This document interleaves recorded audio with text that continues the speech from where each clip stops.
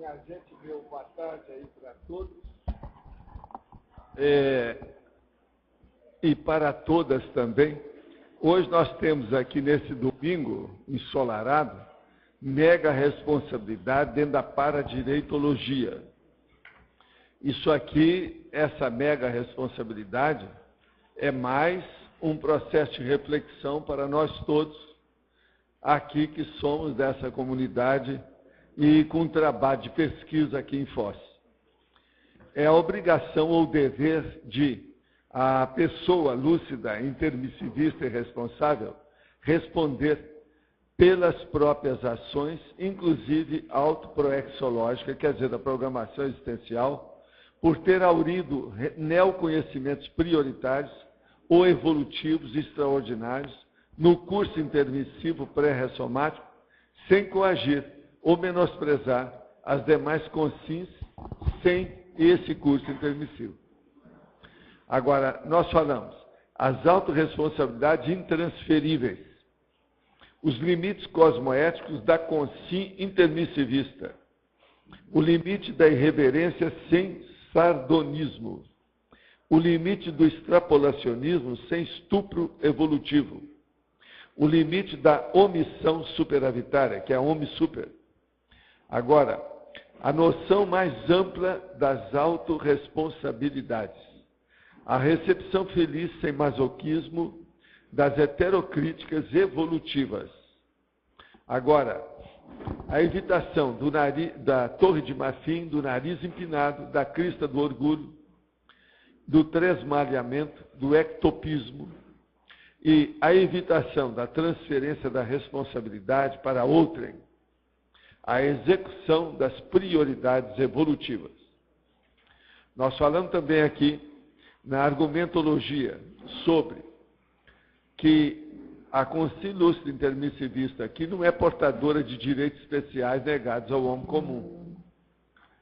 E ela tem maiores responsabilidades existenciais.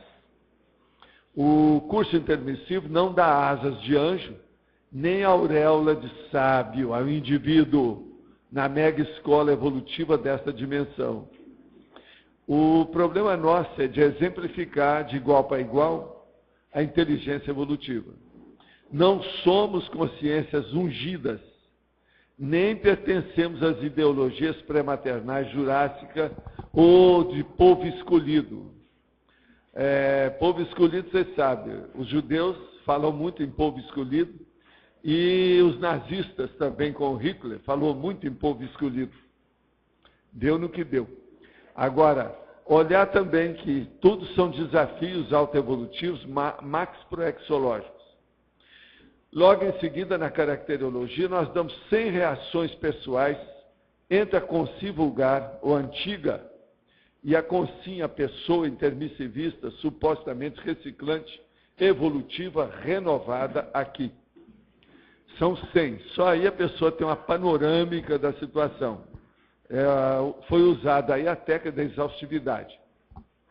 Eu quero dizer para vocês que o número 25, onde está desídia, a segunda coluna não é responsabilidade, é autodisposição.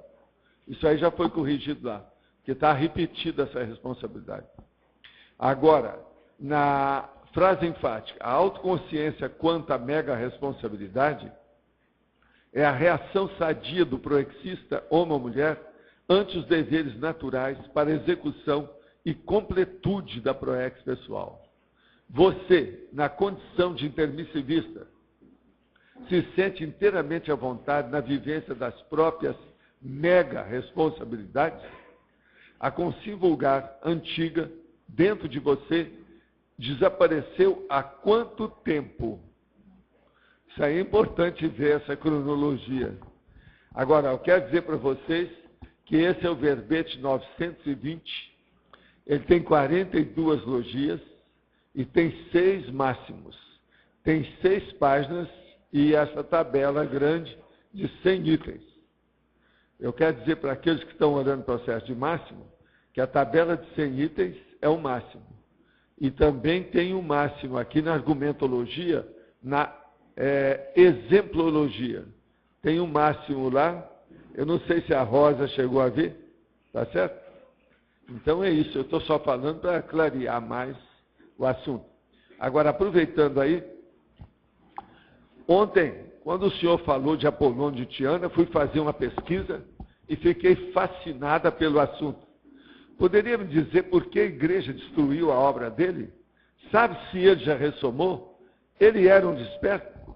Primeira coisa, ele já ressomou várias vezes. Tudo indica que ele hoje é mais do que desperto, tudo indica. Agora, a igreja destruiu a obra dele porque eles queriam enfatizar a figura do Jesus Cristo. Agora, Jesus Cristo viveu pouco. O Apolônio de Tiana viveu muito tempo, quase 3 vezes a idade dele. E ele é o seguinte, tinha as mesmas energias, tinha desenvolvimento de parapsiquismo, atingia os outros e, do jeito que eles falavam, do jeito que Jesus fez milagre, ele também fazia. Agora, ele era uma personalidade muito séria. Foi por isso que a igreja perseguiu tudo quanto foi papel, documento que havia dele, para sepultar. Por quê? O Apolônio de Tiana é muito superior a Jesus Cristo. Agora, a gente não pode estar falando isso porque não dá para mostrar, porque a igreja destruiu toda a documentação a respeito dele. Mas o que sobrou da história, as pequenas biografias que apareceram, dão uma indicação da realidade do Apolônio de Tiana. De modo que o processo é estudar. Agora, é bom que a pessoa que está interessada procurar na internet e ver as biografias existentes sobre o assunto. Eu acho que há uma possibilidade, uma leve esperança no futuro de algumas pessoas desencavarem alguns documentos sobre o Apolônio de Tiana que estão sepultados por aí afora. O dia que acontecer isso, eles vão ver a realidade dessa personalidade fora de série. Outra aqui. Um animal de estimação que renasceu para auxiliar na proex de uma pessoa em relação a outra, pode adoecer e dessomar diante da recusa do dono em cumprir essa proex? Olha, isso pode sim, devido ao processo da energia do holopensene, a atmosfera, o clima do ambiente.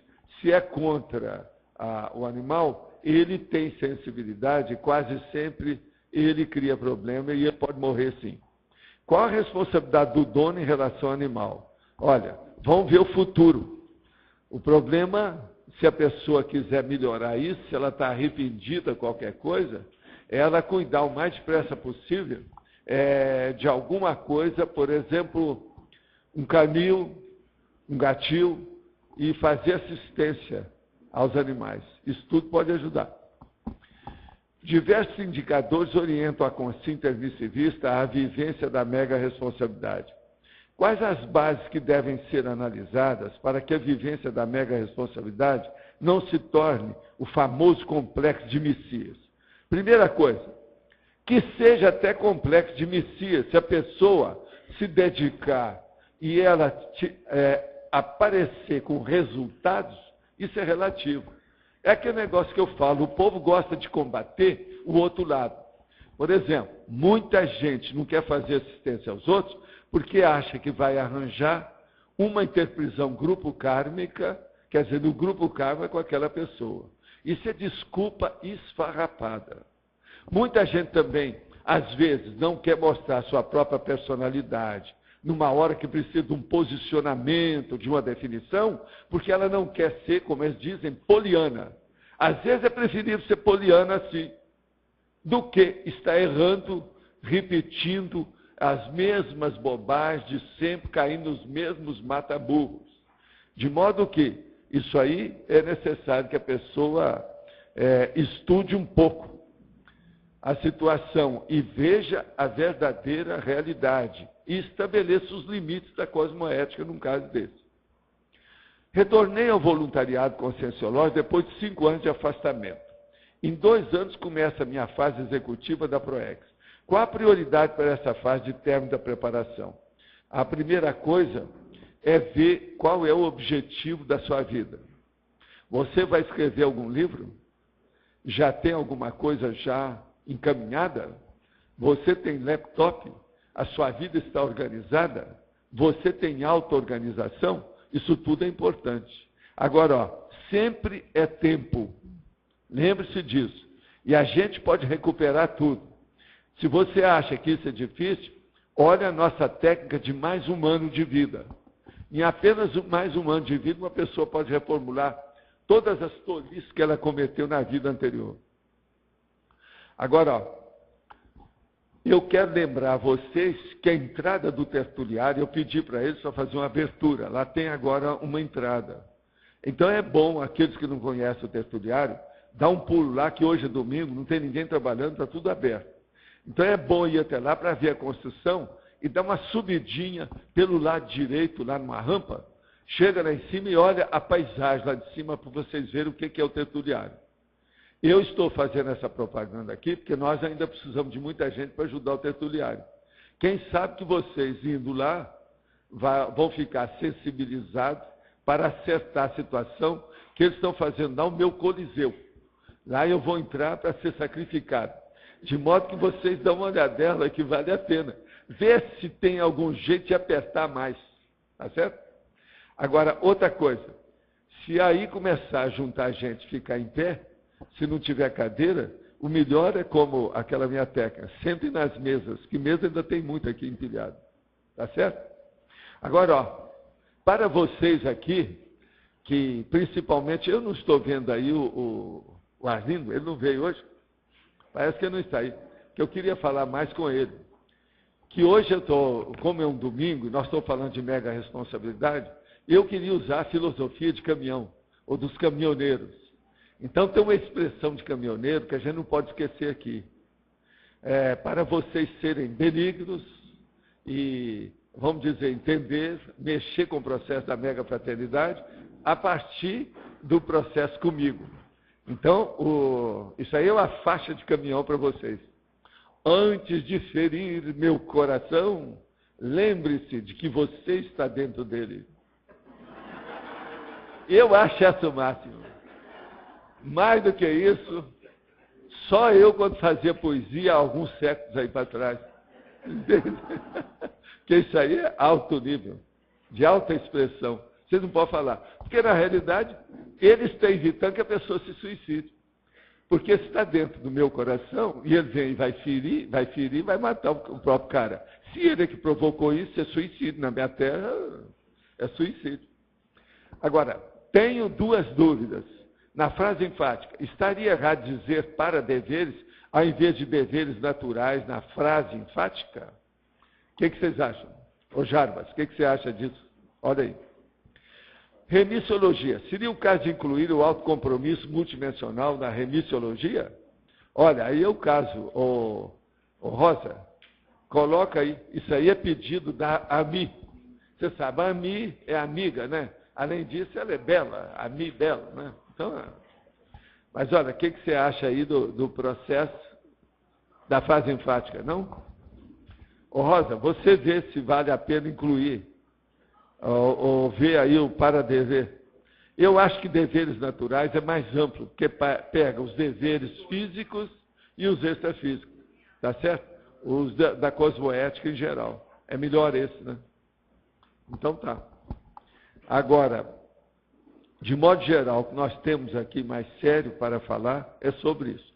Agora, esse verbete com essas 6 páginas, ele exige mais tempo para a pessoa ponderar, refletir, principalmente nesse processo da consciência vulgar antiga e a consciência intermissivista reciclante. Que aqui, ó, abandono, acolhimento, acobertamento, transparência, aceitação, fraternidade, altanaria, altruísmo, altivez, acessibilidade. Enfim, tem aqui uma série de considerações que precisa de ser ponderada com recolhimento íntimo. Mas então, Otto, faz favor, o microfone é seu. Professor, olha só, na tabela, na parte da consciência intermissiva reciclante, o número 1 tem acolhimento e o número 18 acolhimento novamente. Esse também nós já mudamos. Já tinha visto, tá. É por isso que eu falei que responsabilidade também está repetida. É isso também. Depois olha ver se tem mais algum, que isso aí nós já tínhamos alterado lá. Outra, na hominologia, você tem na segunda linha lá, Homo sapiens, está escrito responsus. Não seria responsus? Homo sapiens, deixa eu ver aqui, responsus. Não, é responsus mesmo. Não, porque aqui está sem o S. Responsabilidade. Está sem o S aqui. Hein? Ah, não, isso aí tem pô. Ah, tá. Isso aí lá já tem. Tá. É responsus, tá certo? Olha, ver se tem mais. Tá. Isso aí não foi feito revisão. Tá certo? Aí eu queria te perguntar agora.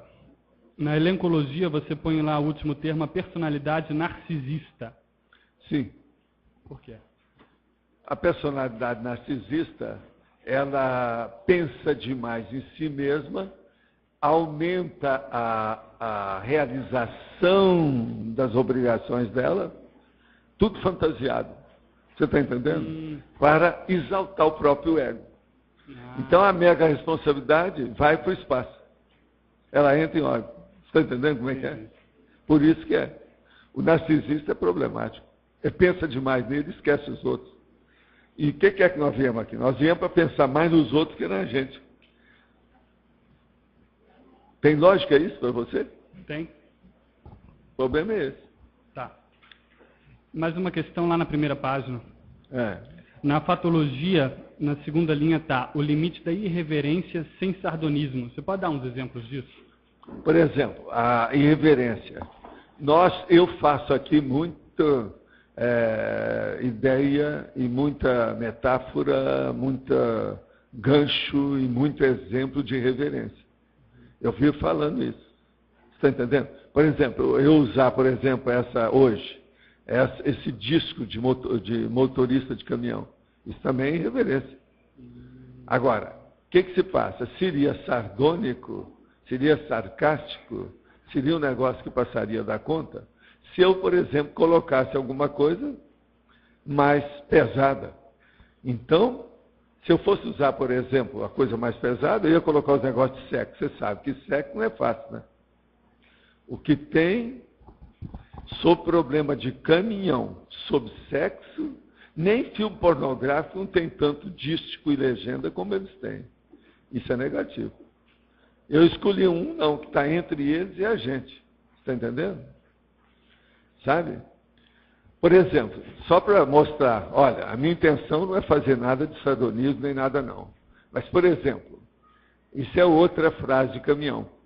Eu sou especialista nisso, porque eu examinava muito essas coisas quando eu dirigia. Você está entendendo? Eu mesmo fiz uma listagem. E hoje tem mais de 50 publicações sobre isso, e a internet está cheia. Tem mais de, acho que 15 fontes de frase de caminhão. Mas, por exemplo, o que é o processo do amor e da mulher? Você sabe o que é a frase de caminhão? Unir o útero ao agradável.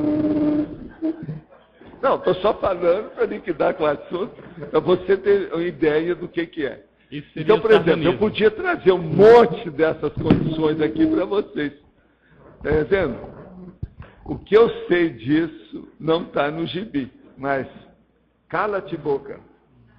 Está entendendo? A gente não vai falar dessas coisas. Agora, o melhor da história. Eles ficam tão aturdidos com o negócio da frase de caminhão, que eu ainda não vi nenhum livro que não fizesse repetição das frases sem querer. Eu vou lendo assim e vou achando, isso está repetido, a página tal com essa página. Todos eles têm repetição. Nós temos muito aqui esse negócio. Só olhar. Agora, você começou a entender o que quer dizer isso? Nesse exemplo que o senhor deu, então, já seria o sardonismo, o sarcasmo. Já seria uma coisa também meio um pouco pornográfico, já de baixo calão, até um certo ponto. Outra coisa, você não pode falar isso em qualquer recinto, fica ruim se tem criança ou qualquer coisa que a pessoa não vai entender bem. Muito embora aí até criança vai ter dificuldade para entender isso. Agora, a frase de caminhão, tecnicamente, muitas delas são usadas a partir de provérbios. Então, há uma alteridade do provérbio, alteração do provérbio. E fica assim, essa aí, por exemplo, é unir o útil ao agradável, você sabe. Então, isso aqui é o negócio sério. Para a pessoa que é sarcástica, que faz muito escárnio, como é que ela pode maneirar? A primeira coisa é calar a boca, né? É aquilo que nós chamamos o laringo-chakra desvairado. Tem que sossegar o laringo-chakra da pessoa, senão não vai. Agora, ó, o sarcasmo, ele pode chegar a um nível que piora tudo. Então a pessoa começa a fazer careta negativa, para acompanhar o gesto, um gesto. Você está entendendo? Aquilo vai piorando cada vez mais. Agora, a reverência não. A reverência, desde que você saiba fazer que ela fique até cômica, ou uma anedota social, uma anedota de salão, aí está tudo bem. Ela não fica aquilo que o povo chama cabeluda, você está entendendo? Pesadona. Isso aí é que é o negócio. Então, a irreverência é o limite disso. Porque se você também não for irreverente, aí sim você vai ser poliana. Você está entendendo? Você está com medo. Você não está pondo a mão na cumbuca. Está com medo do fogo, está com medo de se queimar. Isso aí não é bom. Então, a irreverência a gente mostra a disposição do seu posicionamento técnico, da sua opinião, que é o processo vamos dizer assim, aquele princípio pessoal que a pessoa está expondo. Para bancar a Verpom, ela vai ter que ter um certo percentual de reverência, então. Olha, a maioria do tempo você vai ter que ter. E outra coisa, para você fazer um processo de ciência, se a pessoa não for irreverente, ela tem alguma coisa. Quase sempre ela está com algum restringimento, uma restrição. Às vezes ela está até sob coação. Se você chega numa universidade, uma professora, um professor, mesmo que seja PhD ou PhDiva, o cara tem pós-doutorado, tem tudo, mas você nota que ele vai até um certo ponto, mas não abre o jogo, ele não faz o povo rir, ou participar da história, porque tudo na vida é o seguinte, não há plateia boa que não seja participante. Toda plateia tem que participar, o público tem que participar de qualquer coisa. Por sinal, você sabe, nós vamos virar isso aqui com o tempo, quando estiver lá no tertuliário, uma plateia mesmo, do jeito que é que eu tinha programa no rádio, nós vamos fazer agora na televisão. Já há uma pessoa já interessada em levar para a televisão. Nós já estamos começando a estudar o tertuliário. E eu já mandei avisar para ele, olha, a partir do tertuliário vai ser todo dia, até segunda-feira vai ter. E são 2 horas no mínimo, porque tem o preâmbulo e tem o pós-fácil da história, isso tudo nós vamos ter. De modo que rádio já tem um que está querendo fazer uma rádio, agora já tem outro que está pegando a televisão. E esse povo tem cacife, pode ser que nós vamos chegar lá. Essas são as primeiras notícias.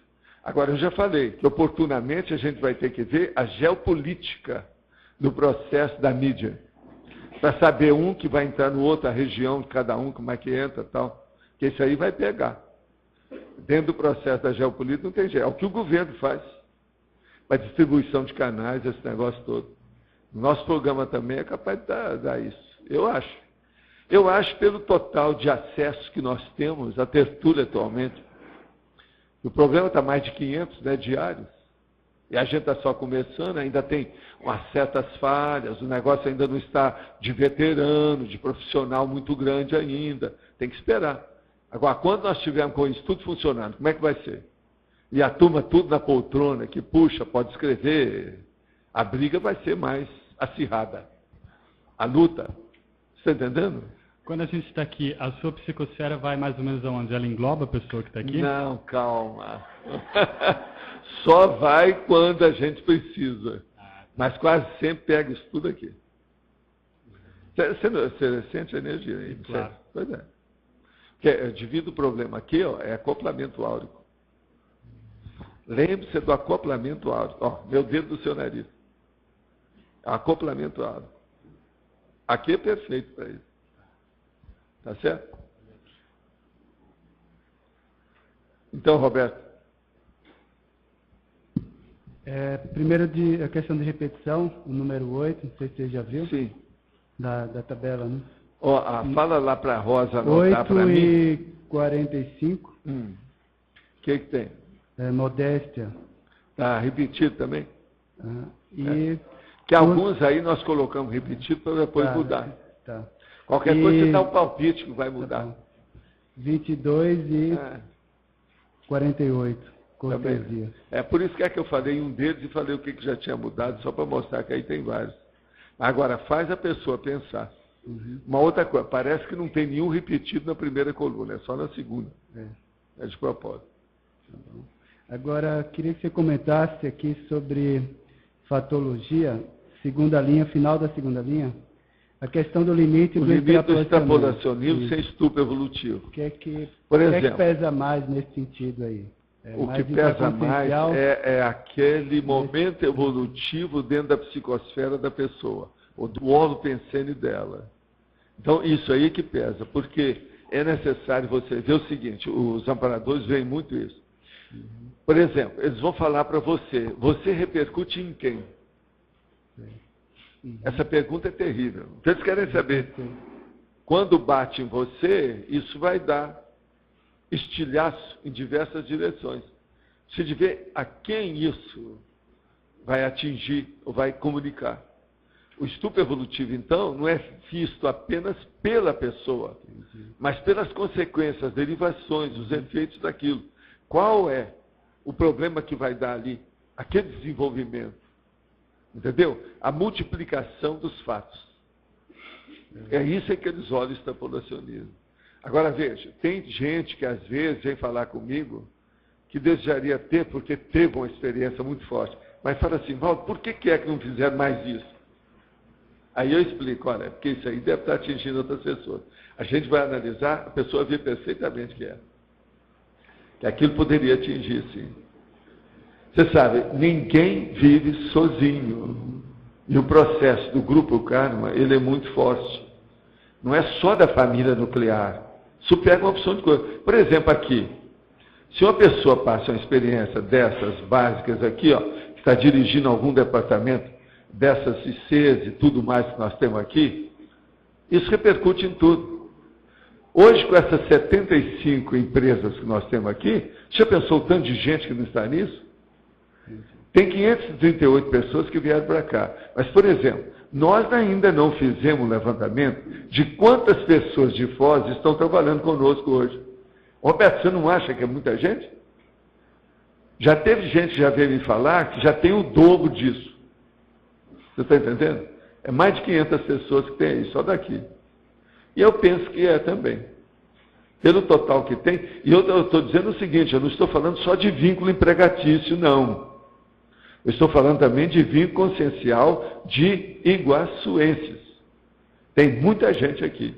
Eu tenho um monte de amigos aqui que têm me ajudado assim. De modo, outra coisa, nós recebemos gente aqui dessas cidadezinhas e todas aqui, around, quer dizer, em torno de Foz e da Triflon. A gente recebe gente aqui, igual o problema da Cecília, que vem lá, toda semana ela está aqui. De diversas cidades dessas, né, a turma vem para cá. Então, isso tudo a gente tem que ver a repercussão que acontece com a pessoa. Atualmente eu estou vendo a repercussão, não é através de gente, não. Eu estou vendo através dos animais domésticos. A gente está sabendo, sabe o cachorro do fulano e dá o nome dele. Sabe a gata da fulana e dá o nome. Esse negócio de gata da fulana é um problema. Falar a gata da vizinha, esse negócio está chamando ela de gata. Mas o problema todo é o seguinte. Às vezes, uma coisa dessa, todo mundo repercute, já está todo mundo sabendo. Entendeu? Então, o processo é sério. Eu já falei com o César Cordioli sobre o processo aqui da Cognópolis, que isso vai avançar cada vez mais dentro do processo, com o passar do tempo. A gente vai ficar... todo mundo se conhece, você está entendendo como é que é? Com muito mais repercussão. Então, o extrapolacionismo, para ajudar alguém com a situação toda, eles vão olhar muito isso. Eu estou só te falando por causa da ampliação do holopensene. Não tem lógica isso? Não faz sentido? É.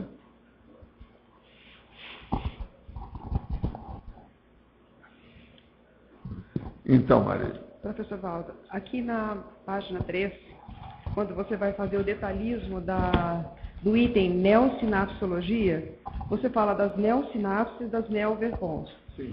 Eu queria correlacionar, entender um pouco mais essa questão da mega responsabilidade, da corresponsabilidade e o fato de você acessar. Como é que você pode ter esse acesso A primeira maior? coisa é o seguinte, amparador nenhum vai te dar muita ideia se ele vê que você vai fazer mau uso daquela ideia. Então, o processo das neoverpons é um problema, antes de mais nada, de responsabilidade de quem é o receptáculo. E outra coisa, eles podem ver isso de que modo? A primeira coisa que eles vão ver é aquilo que eu chamo de conceptáculo. Você sabe o que é o conceptáculo? Conceptáculo, na verdade, é que seria, de fato, o embasamento ou o útero do receptáculo. Você está entendendo? Então, seria a base para receber o processo. Eles examinam muito isso, que através dessa base é que eles podem ver o resto. Porque você sabe, uma base que esteja mal assistida por assediador ou qualquer coisa, eles não vão entrar num processo de mexer em mega-verpon muito grande, que às vezes não tem ambiente para isso. Então a responsabilidade, ela vem com a verdade relativa de ponta. Isso envolve a questão da cosmoética, no sentido de você lidar... A cosmoética pura, vivenciada. No caso, teática. Entende? Cosmoética teática. Então, uma pergunta. Em tese, vamos dizer assim, uma pessoa só pode ter acesso a essa neoverpon, né? Pode acessar. Ela vai acessar essa neoverpon se ela tiver uma base cosmoética melhor para poder lidar com isso. Quase sempre a cosmoética precisa entrar nisso. Porque senão ela vai desbordar com o processo ou vai usar aquilo de maneira errada. Porque uma verdade relativa de ponta é de uma responsabilidade enorme, só de você falar nisso. Primeira coisa, você tem que ter autoridade moral, ética, para expor um processo desse, sem que o revertério venha contra você, muito forte. Tem que haver um retorno, que não precisa ser positivo, mas ele tem que ter um retorno pelo menos equilibrado, taco a taco, kits. Você entendeu isso? Que é uma coisa seguinte, você lança alguma ideia para lá, você pode ter um retorno favorável, pode ter um revertério contra você e pode ter uma vinda que é apenas uma ressonância, um eco daquilo que você fez. Não tem nem pró, nem contra. Empatou. Entendeu? São 3 reações que tem a ver com nessa história. Agora, você falou em termos de responsabilidade. Agora, necessariamente, não é pelo fato de você ter passado pelo curso intermissivo que você vai ter acesso a uma neoverpon. Não. Uma ideia inata? Não. Porque a neoverpon é necessário que haja o que eu disse. Primeiro, o conceptáculo. Perfeito. Depois, um receptáculo autoconsciente, lúcido, predisponente ao processo. Isso é muito sério. Não é isso? Agora, esse processo, por exemplo, de você acessar essa neoverpon, né? Você pode dar um exemplo didático para poder estar entendendo? A gente estava discutindo isso até nesse evento, a condição de você acessar essa ideia. Por exemplo, você identificar. Vamos entender. A hora, por exemplo, que eu comecei a frisar as coisas sobre pré-mãe, que é lá do EM. O EM não está aqui mais. Então a situação é essa.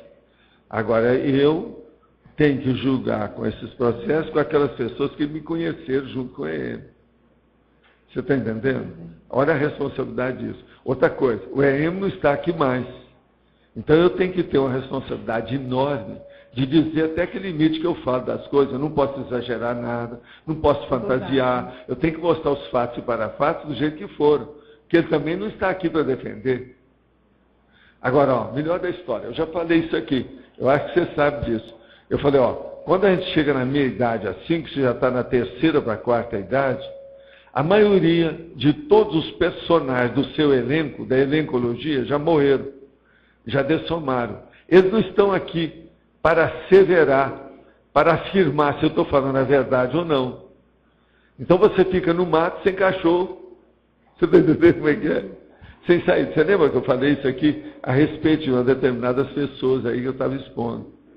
Uma pessoa que chega nessa idade, que ela teve vivência, vida pública, do jeito que eu tive durante muitos anos, isso aí é um problemão. Porque você já não tem mais testemunha para vir a seu favor. Você está entendendo? E outra coisa, por outro lado, é um perigo. Que eu posso exagerar tudo que aconteceu, aí os amparadores é que vão me puxar a orelha. Você está entendendo o nível? Ninguém escapa de fiscalização sobre as coisas mais sérias da humanidade. Todos nós somos fiscalizados. A gente tem desde juiz, de auditor, de fiscal, de ombudsman, entende? Todo mundo está de olho na gente. São os feitores da própria evolução. Agora, ó, os que ajudam mais a gente, por incrível que pareça, são os assediadores. Na fiscalização?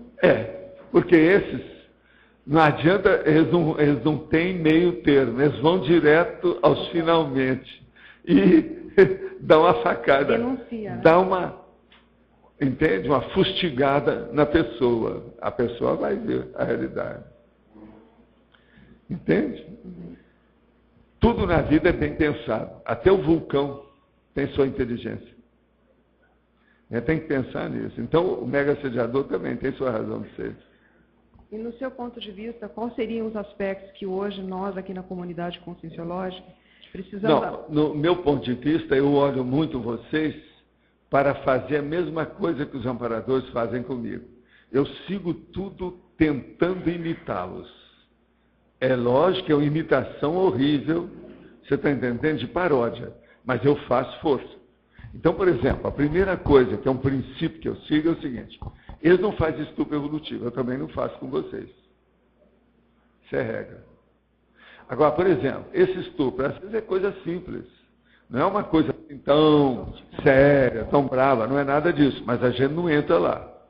Eu já disse aqui, por exemplo, uma das coisas que eu tenho falado aqui muito é o seguinte: qual que é uma das necessidades maiores da CCCCI? É o quê? Cosvisão e higiene consciencial. Agora veja, isso aí me limita a falar certos assuntos aqui. Eu, esse ano, por exemplo, eu estou abrindo mais o jogo, uma opção de situações, etc. tal. Mas agora eu vou começar a entrar com mais detalhes. Hoje, por exemplo, eu escrevi um verbete que é para percepto. Só isso. A palavra percepto tem dicionário. Talvez muitos de vocês nunca ouviram falar nisso. Agora eu vou falar de para percepto. O que seria o para percepto? Agora veja, eu também sou limitado nisso. Eu tenho tanta coisa para falar sobre isso, não posso. Agora, o que é o para percepto? Percepto é o conteúdo da sua percepção. A primeira vez que eu falei em conteúdo de fenômeno, criou um problemão danado lá no Instituto. Ninguém entendia o que era isso. Agora, o nome que eu já usava era percepto. Mas eu não falo. Mas eu já tenho aqui, sabe, verbetes que já falam de percepto. Agora, veja, o que eu quero falar é o para-percepto. Então, o para-percepto seria, qual é o conteúdo do para-fenômeno que ocorre com a gente? Entendeu? Uhum. Agora, só isso aí, isso vai longe. Pensa bem o que é isso, o conteúdo, que é o processo da mensagem, que eu também falo aqui. Que uma coisa é a moldura, outra coisa é a mensagem. Você falou há um tempo, a questão da cosmoética, uma das tertúlias, que a importância de a gente poder estar cada vez mais melhorando a nossa cosmoética em tudo.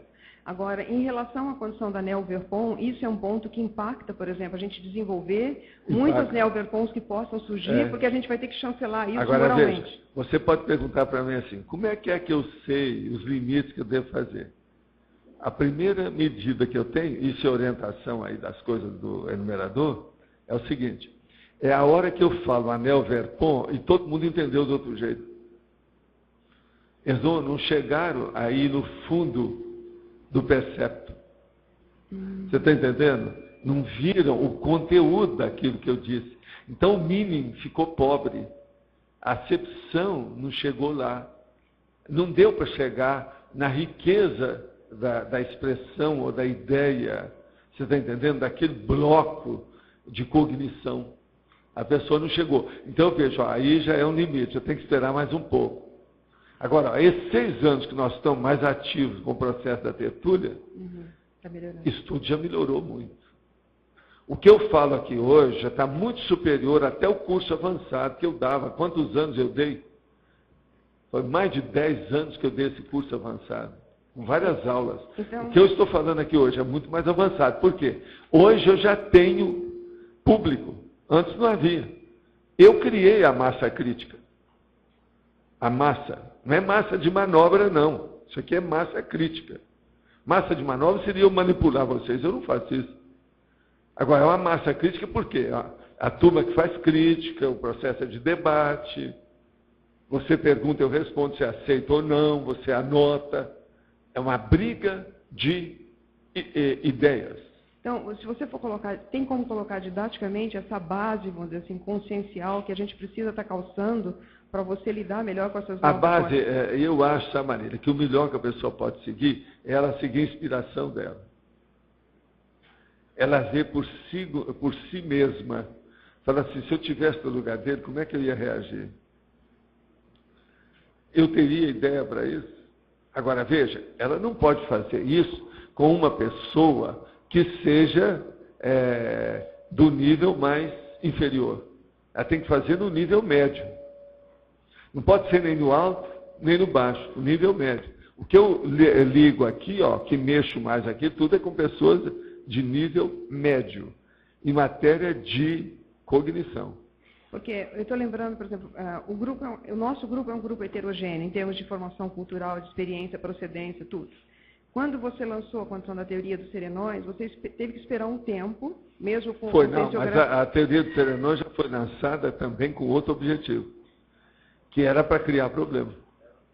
Isso é outra coisa, a impactoterapia. Foi por isso que eu fui defender, a primeira que eles pediram para defender lá na Unicamp, em 87. Presta atenção, e já vão para 21 anos, né? Foi 87. Foi justamente a teoria do Homo sapiens sereníssimos. Agora, ó, tem coisas aí, só para você ter uma ideia. Você vai observar que das primeiras tertúlias que nós fizemos aqui, eu comecei a trazer processo de abordagem, você lembra? Só de abordagem parece que tem no livro lá umas 3 ou 4 tipos. Observa. Depois você olha lá os tipos de abordagem que tem. E veja como é que elas são diferentes umas das outras.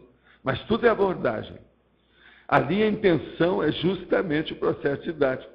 Está preparando o campo para chegar nesse nível que nós estamos falando aqui hoje. Hoje eu já não preciso estar falando tanto em abordagem, o povo já está entendendo bem como é que faz. Então, assim, quando a gente propõe uma NeoVerpom, é importante essa condição da massa crítica, de você preparar as pessoas para lidar com essa fica ideia. aquele processo meu, que eu perdi meu tempo com o processo da TENES e da INVEX. Esperei 2 gerações para poder falar nisso abertamente. Eu sondei. Essa sondagem chama balão de ensaio. Por sinal, eu já trouxe também o balão de ensaio. Logo depois das abordagens, eu trouxe o balão de ensaio. Então, por exemplo, eu tentei o balão de ensaio primeiro, com gente da minha família. Segundo, com meus colegas de escola. Terceiro, com os colegas lá de ideologia, que no caso eram os espíritas. Depois, eu tentei numa mídia maior. Não houve repercussão de nada. Ninguém estava entendendo nada que eu estava falando. Então eu falei assim, não adianta. Aí eu falei assim, o jeito é esperar que pelo menos a maioria dessas personalidades tenham feito o curso intermissivo para me entender. Foi o que eu fiz. Então esperamos a temporada, que foi o equivalente a pelo menos 2 ou 3 gerações, para então a gente entrar nisso. Você tem uma ideia?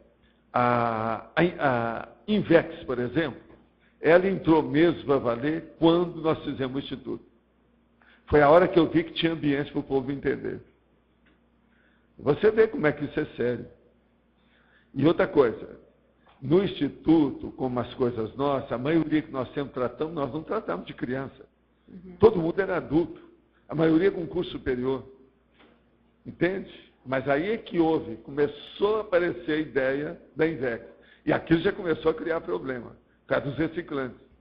A hora que a gente mostrava a técnica e explicava todo o mecanismo, os reciclantes batiam o pé. Opa, isso aí tá. Houve briga, foi preciso eu intervir. Entende? Teve cursos que começaram a dar lá, que depois foram me chamar na diretoria. Para eu intervir lá para acalmar todo mundo. Que a briga ideológica estava horrível. Entre a turma, você está entendendo? Da repetição e a turma da renovação, que era um negócio não é fácil. Entende? Que eram os veteranos e os calouros. De modo que você está começando a entender, né? Então, veja, a NeoVerpom, ela tem um preço. Além disso tudo que nós falamos, que é um processo técnico, administrativo da ideia, existe um preço terrível. Você está entendendo? Que é o processo ideológico propriamente dito. Que é muita gente que vai combater você, vai dar o contra, porque aquilo fere a pessoa, fica danada da vida. Você já deve ter visto as reações que tem aqui.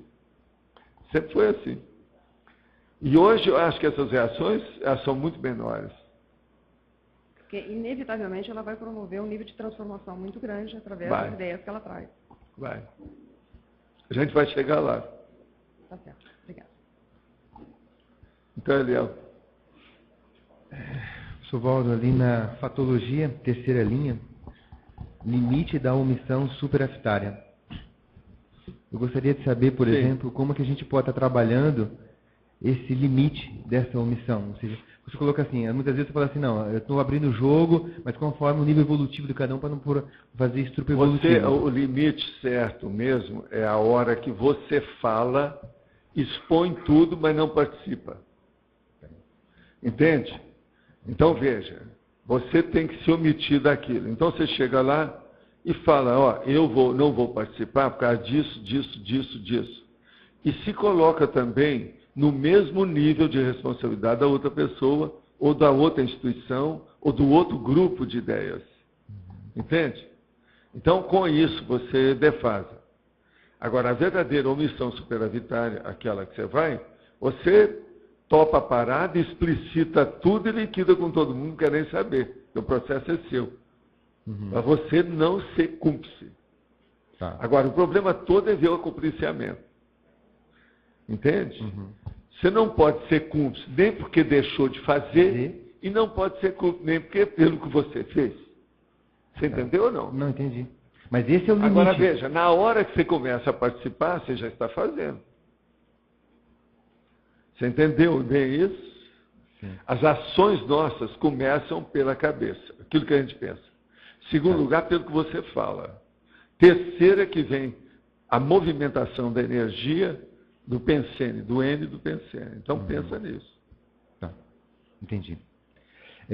Na mega pensenologia, o senhor coloca lá, a mega responsabilidades extremas. Eu queria saber assim, qual que seria um exemplo de uma mega responsabilidade extrema de um desperto? Do desperto, às vezes, é um processo dele ter que movimentar um pugilo de consciência. Pugilo, no caso, seria uma turma, um grupo, uma equipe. Entende? E outra coisa, caminhando para a desperticidade, né? No caso aí. O desperto levando é bom. O grupo todo para a desperticidade. Então, veja, nesse caso, o problema da exemplificação é uma coisa terrível. Né? Não preciso te falar noutra coisa, é só falar no exemplo, acabou. Só isso aí já Mata. Exige demais. Você não acha que exige? Sim, sim. Pois é, esse é o caminho. Vamos pensar. Então, Ivo. Valdo, você falou ali para a Marília que os assediadores ajudam muito a gente em uma série de aspectos. Pode acontecer que o assédio da juventude da pessoa dê alguma, até mesmo, não que seja uma dica consciente, mas acaba dando uma coordenada em relação à mega responsabilidade da pessoa? Como assim? Me exponha aí. O meu caso, tá? Lá naquela vez em 91, lá no hotel, lá tudo, tá? Hoje eu fazendo balanço das coisas, tá? Você não esqueceu, né? Não, eu não tenho como esquecer. É. Eu não tenho como esquecer. Agora, fazendo balanço das coisas, eu penso assim, o meu vínculo com a conscienciologia ficou muito mais maduro a partir dali. Não, mas foi, mas por quê? Porque você veio para os seus. Aquele negócio, welcome to the club. Você entrou no clube. Que antes eles não estavam deixando de modo algum. Agora aí, você tinha uma cabeça para estudar, mas era muito imaturo em matéria de emoção. Sim. Você lembra do negócio que eu falei sobre o caso do carro? Caso de quem? Do carro. Eu cheguei a contar isso para você, não sei se você lembra. Não estou lembrando. Que eu falei nos dias, mas é que naquela ocasião você estava muito... Eu posso falar o carro? Pode. O que é? O caso todo é o seguinte. Isso tudo aconteceu. Estou falando tudo verdade. Eu estava lá e a gente tinha que dar curso, aquela coisa toda. Mas, você sabe, a gente chega num lugar desse, eu nunca levei meu carro para andar com ele, nada. Sempre a gente estava com o carro de alguém. Então, o que se passa? Lá, a gente também não sabia onde nós íamos ficar direito, tinha só chegado no hotel, aquele negócio todo. Então, lá, pelas tantas, eles pegam a gente com o carro, a gente entra no carro, e ele para 2 ou 3 quarteirões de distância com o carro, e fala assim, ó, vocês andam aqui que o hotel é lá na ponta.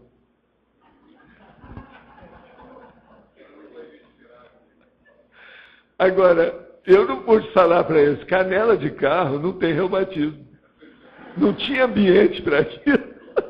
Agora, veja, não tinha motivo, eles não tinham nenhum compromisso, não tinha nada. Só para ficar fácil, porque eu acho que tinha que dar a volta, sei lá o quê. Agora, veja, quem deu a volta fomos nós. Você lembra disso? Não estou lembrado. Pois então, vocês não lembram. Não estou lembrado. Que eu comecei a rir, falei com as coisas, algumas pessoas entenderam o negócio. Agora, veja, era um processo de eficiência muito grande de vocês, que queria tudo arrumado. Os processos lá eram difíceis, que a coisa estava caminhando. Já tinha muita gente trabalhando, você lembra? Uhum. Eu lembro que de uma das noites que nós fizemos lá uma reunião administrativa, tinha 34 pessoas na listagem trabalhando com função. Não era fácil. Agora, depois as mulheres se revoltaram contra o César, houve uma revolta do feminismo e colocaram uma listagem na parede, a hora que eu cheguei, fizeram um abaixo-assinado, e eu morrendo de rir. Falei assim, César, você está mexendo com a pior coisa que tem, que é o feminismo. Feminismo é uma coisa, feminismo é outra. Feminismo é o seguinte, é aquele negócio que perguntaram. Vem cá, como é que essa pessoa foi para a baratosfera? Eu falei assim, foi a mãe que deixou. Mas por que a mãe? Não foi a mãe que deu a vida para o cara? Depois ele não foi para lá? Ela agora tem que ir lá e tirar o cara da baratosfera. Então é o processo do feminismo. Você está entendendo? É o problema da mulher. Agora, lá era demais. Eles fizeram uma frente ampla feminina e pediram a cabeça do César. O negócio é verdade. O César está aí, não? Tá, pois é. Foi a verdade? E era um monte de gente. Agora, muitas dessas pessoas hoje estão maduras, todos eles amadureceram, elas também estão num nível melhor. Então, você tem que lembrar, é o processo da juventude, da mocidade. Uhum. Por exemplo, eu sou preocupado com essas coisas, você sabe. A hora que eles vão falar o caso aí para fazer o serenário, eu falo assim, a hora que tiver a coisa encaminhada, vocês me falam que eu vou lá, seja o que for. Passei lá 2 horas com eles e vi as coisas, onde é que era, como é que é, de que modo. E depois ainda pedi ainda o Chataloff para ir lá, para ver mais, apurar o processo de segurança da área. Por quê? É muita gente jovem, uma terra enorme. Você pensou, você pegasse do jeito que era na época do feudalismo, você chega e dá um reino para o cara lá, que é o feudo dele, e leva um menino de 15 anos para dirigir aquilo sozinho. Não dá, né? Não dá na cabeça. Você está entendendo? O caso aí está desse jeito. Então a turma hoje já está bem em cima do lance. Agora lá vale a pena. É uma beleza, o ambiente, as coisas que eles vão fazer. Vai ficar o máximo aquilo ali. Seguindo os planos que eles estão, vai ficar o máximo. Muito bom. Eu vou mandar muita gente para lá.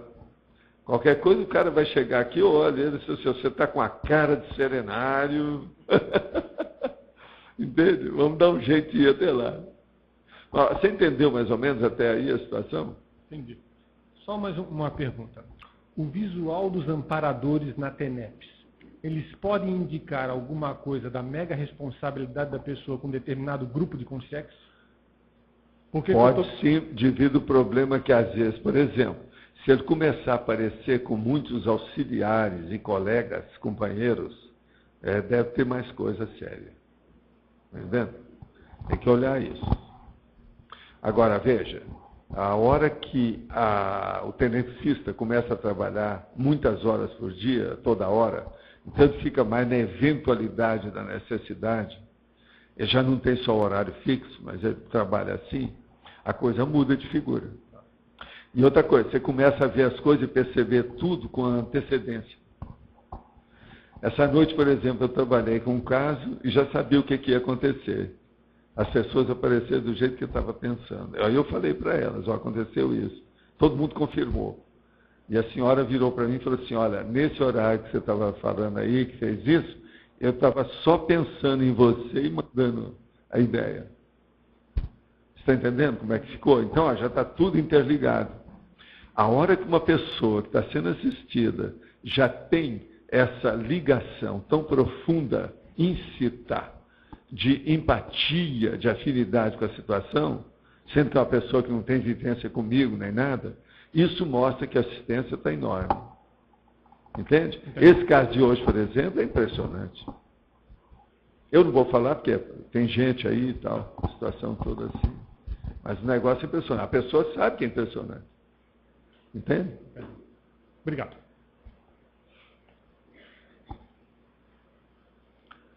Então, Pedro. Professor, eu queria que o senhor comentasse, falasse um pouco da relação da mega responsabilidade com o trafor, o mega trafor e com o mega trafar. O caso todo é o seguinte, quando a pessoa ela tem mais lucidez do que ela vai fazer, ela já começa a combater os trafares dela através dos trafores que ela já dispõe. A hora que começa a acontecer uma situação dessa, ela vai ampliando os trabalhos da responsabilidade dela pouco a pouco, para não ter que voltar atrás. Então, ela faz muito mais um planejamento adredemente estudado, com detalhes, planificado, nas minúcias, para não haver tanto erro, para não ter que estar repetindo as coisas. Agora, veja, é justamente isso que a Invex está começando a mexer através da Sinvex. Por sinal, quero falar uma coisa para vocês.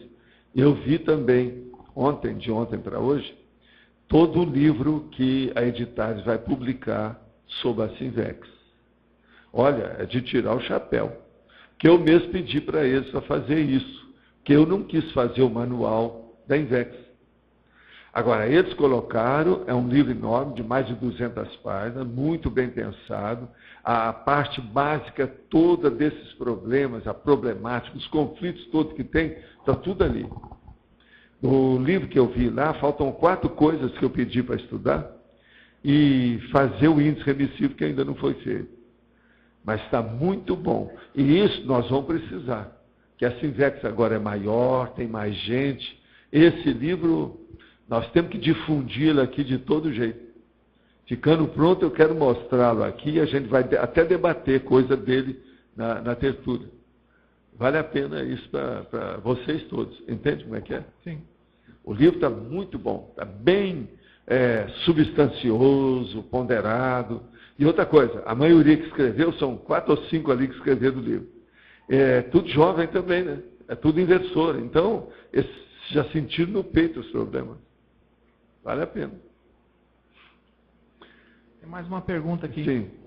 Na 5ª linha da fatologia, o senhor coloca a torre de marfim. Eu queria que o senhor comentasse também. A torre de marfim é um problema muito sério aí, como também esse caso aqui do nariz empinado, que é a crista do orgulho. São 3 coisas que eu coloquei em seguida de propósito. Então, as pessoas, às vezes, devido ao problema dela se sentir, vamos dizer assim, com mais noção, conhecimento ou informação, às vezes até privilegiada perante a evolução, ela se sente no direito, erradamente, de querer mostrar que é superior aos outros. Então ela se isola, fica diferente, mostra uma soberba, um orgulho muito grande daquela condição. Então a torre de marfim é um processo de orgulho. E outra coisa, esse orgulho, por exemplo, nessa questão que nós estamos falando, para vocês que são jovens, não tem mesmo cabimento de modo algum. O jovem tem muito menos, vamos dizer, possibilidade de mexer com orgulho, porque não sabe nem direito o que é isso. Você está entendendo? Uhum. Fora a falta de infraestrutura que ele tem. No entanto, tem jovem que chega que quer arrasar com tudo. Por quê? Ele é jovem, inexperiente, acha que é o dono da verdade e acaba com tudo. Nós temos um aí que trabalha hoje, que hoje ele está bem maduro, que quando ele chegou, ele dava conta em tudo. Tudo que você falava para ele, ele falava um não e mostrava o contrário. Então a gente já falava já de propósito para ver como é que era. Agora veja, ele queria se afirmar. Agora, de qualquer maneira, através disso, de um modo ou outro, levantando, reerguendo, soerguendo, caindo, entende? Ele conseguiu chegar, porque ele está firme aí com o trabalho, com as coisas todas. Ele sabe que ele era assim. Entendeu? Isso tudo mudou. Agora, tudo o que é? É o mental soma mal dirigido que segura o processo do orgulho, da vaidade, de superar o problema ali. Ficar por cima da pessoa. Entende? Querer ultrapassar o processo. Então, isso aí que é a Torre de Marfim. Agora, o nariz empinado. Isso é uma das piores coisas que tem aí, porque isso às vezes acontece até com reciclante também, com pessoas de idade. É aquilo que eu falo, por exemplo, você pega uns professores aí das ICs, e um professor vira a cara quando vê o outro professor. Isso não pode. Onde nós estamos? Isso é coisa de faroeste. Você está entendendo como é que é? Isso não é ambiente para nós. Então, veja, esse é o nariz empinado. É a pessoa que torce o nariz, vira a cara, finge que não está enxergando o outro para não cumprimentar. Isso é uma loucura. Agora, eu já tive que fazer a cariação assim, de chamar os dois, só os dois, e falar umas verdades para eles. Mas verdade daquelas acachapantes, você está entendendo? Sim. Mas às vezes é necessário. Agora, isso não acontece. Por quê? É a natureza humana, né? Isso faz parte. Então, você está entendendo o que é a Torre de Marfim? Entendi. O problema todo é o seguinte, quanto mais você sabe, menos você deve mostrar o que você sabe, para você aprender mais. Agora, procura ser pedagogo, procura ser mestre de escola, procura dar alguma coisa didática para o povo, não pode deixar também isso assim. Mas não mostre tudo que você tem. Como diria minha mãe, jogue com a carta de menos. Sim. Minha mãe me falava isso quando eu era menino. Minha mãe tinha muito medo das minhas coisas, porque eu tinha estudado junto com ela, depois eu tinha o preceptor. Então eu sabia mais do que a média dos meus colegas todos, na mesma idade. Até mais velho do que eu, entendeu? Então eu falei assim, meu filho, você do jeito que está, tem que julgar com a carta de menos. A primeira vez que ela falou, eu não entendi nada que ela quis dizer com isso. É isso que eles chamam aí de guardar o ar na manga. Esconder alguma coisa. Ela estava certa, com o tempo eu vi que ela estava certa. Porque se eu começasse a mostrar tudo que eu estava sabendo, ia criar um problemão para mim. Você está entendendo? Sim. Agora, o problema todo era o seguinte, eu não podia trabalhar com ninguém, porque rodava, quando eu vi, eu estava na liderança do grupo. Você está entendendo? Vamos fazer um negócio, o povo aí está falando que precisa fazer um clube. Falei assim, então vamos fazer um clube de tênis de mesa. Daí a pouco eu estava com um clube. Em 5 dias eu armei um clube lá com todo mundo da cidade, nunca tinham visto aquilo. Você está entendendo? Então, assim era o processo. Agora, tudo porque eu, já um pouco mais maduro, tinha mais acesso com as pessoas mais de idade. Criança e jovem, adolescente, tem que arranjar isso com pessoas que já têm gabarito, infraestrutura, já tem pé de meia feito, tem patrimônio, que pode ajudar, né? Então, por exemplo, para fazer esse clube do tênis de mesa, eu cheguei para um nosso amigo, que era o Kozak, que era um homem que tinha um monte de indústria, de coisa lá, e uma casa enorme. Então eu cheguei para ele assim, seu Kozak, nós vimos ali que aquela parte aqui do armazém, aqui perto de casa, o senhor não está usando muito aquela sala. O senhor não podia permitir que, enquanto o senhor não está usando, nós vamos colocar um clube lá? Nós prometemos não sujar nada, não perturbar nada do seu imóvel. Ele permitiu. Aí nós arranjamos aquele salão, que é o tamanho disso aqui. Já pensou para fazer um clube de rapazes, de tênis de mesa, quer dizer, ping-pong? Um salão desse? Aí depois nós fomos atrás do outro para fazer as mesas. Então fomos na maçonaria. Arranja para nós umas tábuas aí que nós estamos querendo para fazer mesa. Aí fizemos. Daí a pouco a gente tinha 3 mesas.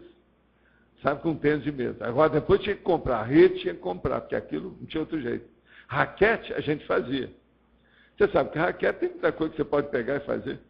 Hoje em dia eu estava lá agora no shopping, e nós fomos ver nas lojas americanas, tem uns negócios de cozinha para pôr prato, que é uma beleza como raquete. Era aquelas que eu usava. Você já viu, né? Aquela que segura prato assim, ó, para levar. Aquilo é raquete da minha terra. Eles aprenderam lá em casa. Deve ter sido. Você entendeu, né? Como é que é a situação? Então, isso tudo A gente tem que ter jogo de cintura e ter organização para, sabe? Fazer a miscigenação, a mistura do processo. Sim. Aí não é só etnia, não. É o processo cultural, a classe cultural, o nível intelectual das pessoas. Entendi. Agora, quanto a dosar a informação, por exemplo, o senhor tem certas experiências que o senhor não fala, né? Mas Não. tem muitas que o senhor fala, chega e comenta. E tem muitas que eu repito de propósito, Sim, até que que eu já vi. a gente vai bater na tecla, até que um dia...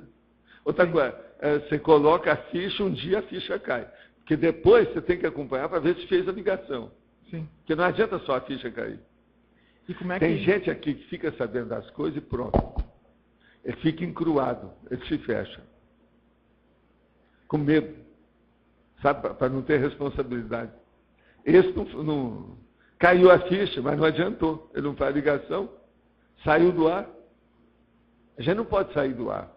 A hora que caiu a ficha, tem que fazer ligação, tem que entrar no ar, colocar o on, nada de off. E como é que fica isso aí para dosar as informações que tu vai passar? Porque tem relações com o estupro evolutivo, com as outras pessoas. Às vezes está passando uma informação, mas a pessoa está se sentindo ofendida com aquela informação, por a tua condição, tudo, às vezes de idade. Pois é, mas agora aí tem que ser o modo de você falar. E esse modo de falar é aquilo que eu estava falando aí antes. É se diver sempre, Pedro, porque você nunca está falando só com uma pessoa. Tem sempre outras que aquilo vai ter repercussão e tem o processo das testemunhas extrafísicas que estão de olho nisso. Então você sempre tem que olhar que o seu contexto, ele é sempre composto, ele é plural, ele é complexo, não é simples. Não existe contexto simples para nós. Quem mexe com conscienciologia, é bom vocês saberem, todo mundo aí, esse princípio. Não tem nada simplão ou que seja uma coisa super fechada. Quem quiser guardar segredo é tolice. Um segredo que seja muito sério, um processo moral que pode ofender as pessoas, cuidado com isso. Então, o ideal é não tocar nesse assunto, deixa para lá, não leva para ninguém, porque senão não vai. Isso é aquele negócio. Nós todos devemos o seguinte, se o negócio é segredo, não fala para mim. Eu não quero saber nada que seja segredo. Nós estamos vivendo uma época da glasnost, da transparência. Né? Falar tudo, explicitar a realidade, não esconder nada. É isso? Entendi. Obrigado, senhor. Tá. Então, Dom Marcello. Val, na exemplologia você coloca a mega responsabilidade inversiva. Não sei, eu cheguei depois, não sei se alguém já perguntou. Existe algum mega dever ou a mega obrigação principal para o inversor? Sempre tem. Só de nascer e admitir que ele é inversor já é uma responsabilidade. Ele já tem limites cosmoéticos para poder agir. Ele não é a pessoa que veio aqui para ficar na anomia, na desordem, no caos, na anarquia. Ele não tem uma liberdade absoluta. Ele já sabe que ele tem uma interdependência para viver. Isso muda tudo. Que a das maiores tolices que tem uma pessoa que quer ter uma liberdade absoluta. Isso não existe. Agora, uma pessoa que já sabe o que é interdependência, uma liberdade dentro da interdependência, ela é muito mais feliz, ela é muito mais autoconsciente, ela vai acertar muito mais, ela é muito mais equilibrada, ela vai se sentir muito mais articulada perante a vida, dentro da sociedade que é patológica. Outra questão. O tema aqui, mega responsabilidade, a especialidade é para direitologia. Na semana de lançamento do campus, você falou da relação entre a INVEX e a cosmoética, que seria um dos próximos desafios. Qual é a relação, então, entre a INVEX, hoje o atual momento da SINVEX, a cosmoética e esse para-direito? E o para-direito. O para-direito é o seguinte, a hora que a turma da INVEX sedimentar a sua experiência e se tornar um pouco mais veteranos, do jeito que aconteceu lá no Rio, por exemplo, com a turma do Greenvex, que com o passar do tempo foi dirigir o Instituto, nesse ponto vai começar a pensar no para-direito. Porque enquanto estiver pensando ainda pequeno, dentro do processo adolescente, dentro do problema apenas de preparação da PROEX, é melhor pensar mais na cosmoética, porque tem tanta coisa que os hormônios podem levar a pessoa para os pecadilhos da adolescência, da mocidade, da juventude, que é um problemão. Então ela não pode estar pensando em para-direito ainda antes. Nesse caso aí, a cosmoética vem antes. O para-direito vem depois. Você está entendendo, Carla, o que eu estou falando? Então, o caso vale a pena ponderar nesse assunto até esse ponto. Então, para-direito, por exemplo, a hora que você já entrou na sua fase de execução, que você já passou dos 26 anos da maturidade biológica do seu corpo, a situação é outra, a sua visão é outra. Aí vem o problema que eu estava falando, da monovisão para a cosvisão. Você já está assentado, já tem uma planilha já organizada, já há um proexograma, já há entende? Uma situação diferente. Entendi. Pensa por aí. Em termos de temas a serem pesquisados pela Sinvex nesse sentido, todos aqueles que os temas desse livro que ele trata, como outros que possam fazer o jovem amadurecer, então. Sempre cotejando com a cosmoética. Sempre. E outra coisa, sempre você vê também quais são as prioridades intelectuais do jovem. Ele precisa mais disso do que uma pessoa adulta. Eu, por exemplo, com a minha experiência, veterano, velho, barba branca, careca, desse jeito, as minhas prioridades eu já sei tudo. Não tem muita novidade nisso. Entendi. Agora, o jovem não. Tem um monte de prioridade, o mundo está aí. Ele quer abraçar o mundo com a boca, os braços e as pernas. Cair de boca. Isso não pode. E outra coisa, às vezes eles querem cair de boca e rebeldes, com rebelião, quer dizer, pior ainda.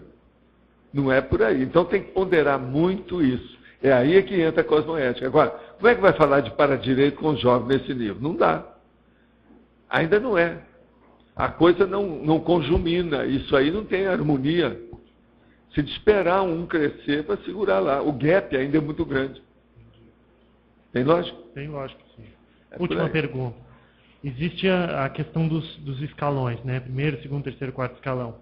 A geração lá da década de 70 tinha um percentual lá que está escrito nos 700 experimentos, né, de cerca de 27% que chegou. Né? Hoje é bem mais de consciências que chegaram, né, intermissivistas que chegaram. Minha questão existe o conhecimento de algum percentual daqueles que são do primeiro escalão, que estão aqui, quem são do segundo escalão, que estão aqui, e assim por diante? Estão assim como? Não estou entendendo. Você quer saber quem é que aguentou? Isso, quem do primeiro escalão que de fato está, quem era do segundo escalão que de fato está? Não, aqui tem sim. Tem gente aí, tem um monte desse povo. Aqui, por exemplo, olha, o Jaime é dos mais antigos dessa história. Já chegou mesmo, que o Jaime é mais velho que eu, né? Você sabe. Agora, do povo do primeiro escalão, que era jovem, começou com tudo isso, por exemplo, o Wagner, está ali, ó. Também é. Agora, do povo ainda mais recente, que era lá do Rio, ó, o Loche. Eu não sei onde é que está o Loche. Eu estou procurando lá, você não está lá para aquele lado? Pois é. Entende? Então, isso aí é que vocês têm que ver. Agora, você, por exemplo, você é da geração do CAEC, você é da cooperativa. É aquilo que eu estava falando. É ele aqui que eu estava falando aquele dia, do cabelão atrás, que vinha até no traseiro. É ele. Eu quero fazer uma correção, veja, não era bem ele assim, alto não. Desse jeito aqui, ó. Ele é mais alto que os outros. E com aquele cabelo enorme amarrado atrás. Alto nível. Então, um dia eu cheguei para ele, depois de muito tempo, ele aí firme, trabalhando muito, sempre com boa vontade, sorriso nos lábios. Ele sempre foi bom em matéria de comunicação e humor. Então eu cheguei para ele, vem cá, quando é que esse cabelo vai cair? Eu disse, não, espera. Você lembra? Aí foi aqui. Conversei com ele. Agora veja, isso tudo tem sua razão de ser. Agora veja, a hora que eu falei o negócio do cabelão, você sabe que uma pessoa fez uma pergunta aí. Vem cá, você está falando do cabelão, e a sua barba? A pessoa não entende nada. Barba e cabelo não tem nada com isso, você sabe? É outra coisa. Já pensou se o cara agora vai deixar o cabelo porque ele fala pela nuca? Não dá, né? O negócio é esse, né? Estou só fazendo uma correção. O cabelo não era tão largo não, assim, tão comprido tem, assim. Aqui, você tem todo o direito de se defender segundo a cosmoética e o para-direito. Faz favor. Você é elemento que está julgando o processo. Pode falar. Cadê o Marco? O Marco está aí ainda ou já foi? Ele podia defender, sendo testemunho ocular, aqui, dizendo que não era tão comprido assim. Não, mas o cabelo era até bonito, bacana, tudo arrumadinho. Ainda fazia um rabinho assim, ó. Eu vou sair a francesa, lógico, pode vir. Agora, veja. Questão de cabelo. Não, agora. Não. Falando em cabelo, né, Valdo? Não, seria bom eu informar uma coisa. Sabe por que seu cabelo chamava a atenção? Você é alto. Se aparecia em qualquer lugar, a gente via o cabelo. Ele virava um pouquinho. Não, porque ele é alto. Olha a altura dele. Você mede quanto? Pois então, o que vocês querem? Mais 8 centímetros são 2 metros. Ele já não passa nas portas. Quer dizer, o problema era esse. Agora, ele não. Mas olha, o cabelo dele era sempre limpo. Que é diferente. Ele não era hippie. Vamos falar, ele não era hippie, não. Não era hippie, não. Vamos clarear isso bem. Sempre limpo, asseado, bem arrumado. Tinha apresentação. Agora, muita gente podia interpretar como hippie, né? Riponga. Normal. Bom. Valdo, duas questões. A primeira é, como a pessoa sabe se está cumprindo a mega responsabilidade? Qual que são os indicadores? É aquela velha história que eu já respondi aqui umas 10 perguntas desse jeito e a resposta é a mesma. O saldo do trabalho dela. Como é que está sendo? Está sendo produtivo? Quais os efeitos que tem nisso? Há, por exemplo, assim, uma visão que está havendo encaminhamento do trabalho? Por exemplo, o trabalho está havendo repercussão, o retorno é positivo. Como é que é? É isso. Mas, por exemplo, dentro disso daí, a gente vê que tem uma noção maior de saber precisar se o gap está muito longe, se está mais próximo, porque pode ter algum encaminhamento. Mas isso a gente teria que estudar, né? Cada caso varia, né? Isso aí. Mas você tem alguns generalizar critérios? Nisso é difícil. Não, o que eu vejo que eu posso generalizar é só isso que eu repito aqui para muitos casos iguais a esse. É ver o rendimento. Porque... Se o rendimento é positivo, mostra que a pessoa está dentro do processo da mega responsabilidade dela sim. Porque esse negócio de mega responsabilidade, você sabe muito bem hoje, que vocês estão estudando muito lá na FEC. Há o problema temporal. Sim. A cronêmica. O grupo. Então tem que ver o resultado em relação à cronêmica. Mas primeiro, a cronêmica. Entende? Porque o resultado já envolve o grupo. O processo é cronêmico. Então, se a pessoa vê isso, não tem nada. Agora, veja, se você está lidando com pessoas que ainda estão na fase preparatória, tem atenuante demais. Agora, se você está lidando com pessoas que estão na fase executiva, tem agravante demais. Está claro? Vocês estão entendendo o que eu estou falando, né? Na fase preparatória, há um predomínio de atenuantes. Na fase executiva, há o predomínio de agravantes. Escuta, o que eu falei? Vocês aí que estão em pé, qualquer coisa, pega uma mesa e senta em cima. Para não ficar aí. Tá certo? Que eu já fiz isso em vários lugares que eu já tive. Tem umas cadeiras também aqui, ó, qualquer coisa, tá certo? O que eu não quero é o povo aí que está, olha, fica num pé, depois fica no outro. Eu não gosto disso. Isso não vale a pena. É assim que cria problema de escoliose, cedo ou tarde, né? Mas então, dentro dessa questão da cronêmica, você ainda há pouco comentou que você criou a massa crítica para hoje até poder trazer... Você acompanhou muita coisa disso. Justamente. Como é que a pessoa desenvolve esse raciocínio, Valdo? Porque às vezes a gente vê o pessoal ansioso para fazer uma coisa, está fora do tempo. O meu negócio todo às vezes é o está atrasado. Você já deve ter percebido uma coisa. Quem acha que eu sou ansioso são só os médicos especialistas, que a hora que eu ver que eu estou com hipertensão, todo mundo tem hipertensão em tese, eles vão falar que o cara é ansioso. Então, 3 já falaram para mim e os colegas que estavam juntos começaram a rir. Porque nós já provamos isso. Eu sou ansioso, na minha idade. Agora, o que se passa? Eu procuro ser eficaz. Isso é outra coisa. E outra coisa, eu sou também detalhista, eu não sou perfeccionista. Outra coisa, eu busco exaustividade. Então, é por aí que você tem que caminhar. São essas técnicas básicas, fundamentais, que a gente usa, que eu repito por todo lado. Se a pessoa chegar com isso, ela vai tirar proveito e vai ter uma visão de conjunto mais clara, mais óbvia. Então, assim, dentro da sua experiência, hoje você avaliaria o saldo da CCCI em que nível?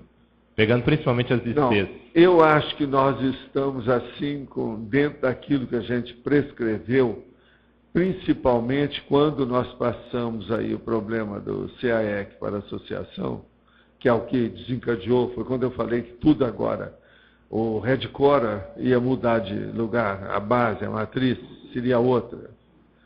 Eu acho que nós estamos na base aí de uns 90% daquilo que era. 90%? Por exemplo, uma das coisas que eu vejo que está furado foi aquilo que no filme que o Hernandes arranjou, estava mostrando lá, que era o problema da pessoa entrar na holoteca e sair diferente na outra porta. Isso nós não conseguimos fazer. Que é a holoteca 2, talvez. Que é a holoteca 2, que já era o plano. Outra coisa, há quanto tempo, quantos anos nós não temos aquele plano ali todo feito lá, chanfrado, o chão, a situação toda, e nós não mexemos com isso. Esse aí é o atraso maior que nós temos de todos os planos que a gente fez. Se você for olhar aquele meu filme lá de 95, 96 do Rio, o que falta lá, que eu falei, só falta isso. Só falta isso. Coisa mais séria. Agora, veja, tem outras coisas também que já compensaram isso. Que entraram que não. Por exemplo, o que é que compensou? Eu consegui fazer alguns dos livros que eu estava querendo, que eu tinha mais tempo para fazer isso. Eu fiz em menos tempo. Por quê? A holoteca me permitiu isso e o Holocico também, com todos vocês que vieram para cá. Uma outra coisa, eu não estava esperando que viesse logo, do jeito que vieram, as pessoas para cá. Eu tinha calculado mais ou menos 1.000 pessoas, que era o cálculo básico que o próprio enumerador estava falando. Mas veja, isso no tempo. Ao longo de algum tempo. Mas, por exemplo, o início, o tanto de gente que veio, que pôde sustentar o processo, principalmente no ano 2000, ano 2001, isso foi muita gente. Isso aí ultrapassou também já o processo. Agora, outra coisa. Isso que nós estamos fazendo hoje, através do César e da equipe toda que está aí, da Vila Consciência. Discernimento, Vila Consciência, o processo aí da Sinvex, o processo da OIC, isso tudo era um ponto de interrogação, que a gente tinha que ver se ia pegar ou não a situação de que modo que é. Agora, nisso aí, ó, nós devemos muito ao César, devemos muito ao Nário, você está entendendo? Pelo trabalho que foi feito. Outra coisa também, um que trabalhou muito foi o Alex. Agora, tem outros, essa turma toda do IPC, eles também sustentaram a opção de coisa aí nesse nível. Agora, veja, muito abacaxi eu coloquei na mão de todos esses. E eles conseguiram descascar esse abacaxi, que não foi fácil. Você lembra quando eu passei o negócio para o Alex, nós dois conversamos, falei assim, olha, você vai estar pegando abacaxi, ele também vai pegar um outro, muito sério. Você lembra? Que eu tinha falado com ele, eu não vou te colocar você como presidente lá não, você precisa ficar lá fora. Porque ele é que tem gabarito para isso. Entendeu? E olha, com esses anos todos, os fatos provados, foram tudo a favor do que eu disse. A pessoa certa no lugar certo. Entende? A pessoa certa no lugar certo. Agora, gente, uma das coisas mais difíceis que tem é a própria pessoa descobrir o seu verdadeiro perfil e os outros reconhecer que ela tem aquele perfil. Que é o problema da imagem que bate com a outra. É o espelhamento. Isso aí é que é o difícil, às vezes, aqui. Entende? Às vezes é necessário. Uma outra coisa também. Esse é o primeiro ponto. Segundo ponto é o processo da chapa quente. Você sabe que aquela pessoa, às vezes, ela pode falhar numa opção de coisa, mas noutra ela pode acertar. Coloque ela na chapa quente para fazer a experiência. Isso é bom não só para ela, mas é bom para todo mundo. E é bom para o trabalho também. Agora, tem que dar liberdade para a pessoa, não pode estar cerceando. Porque senão, é igualzinho aquela pessoa que tem uma empresa e ela arranja um gerente.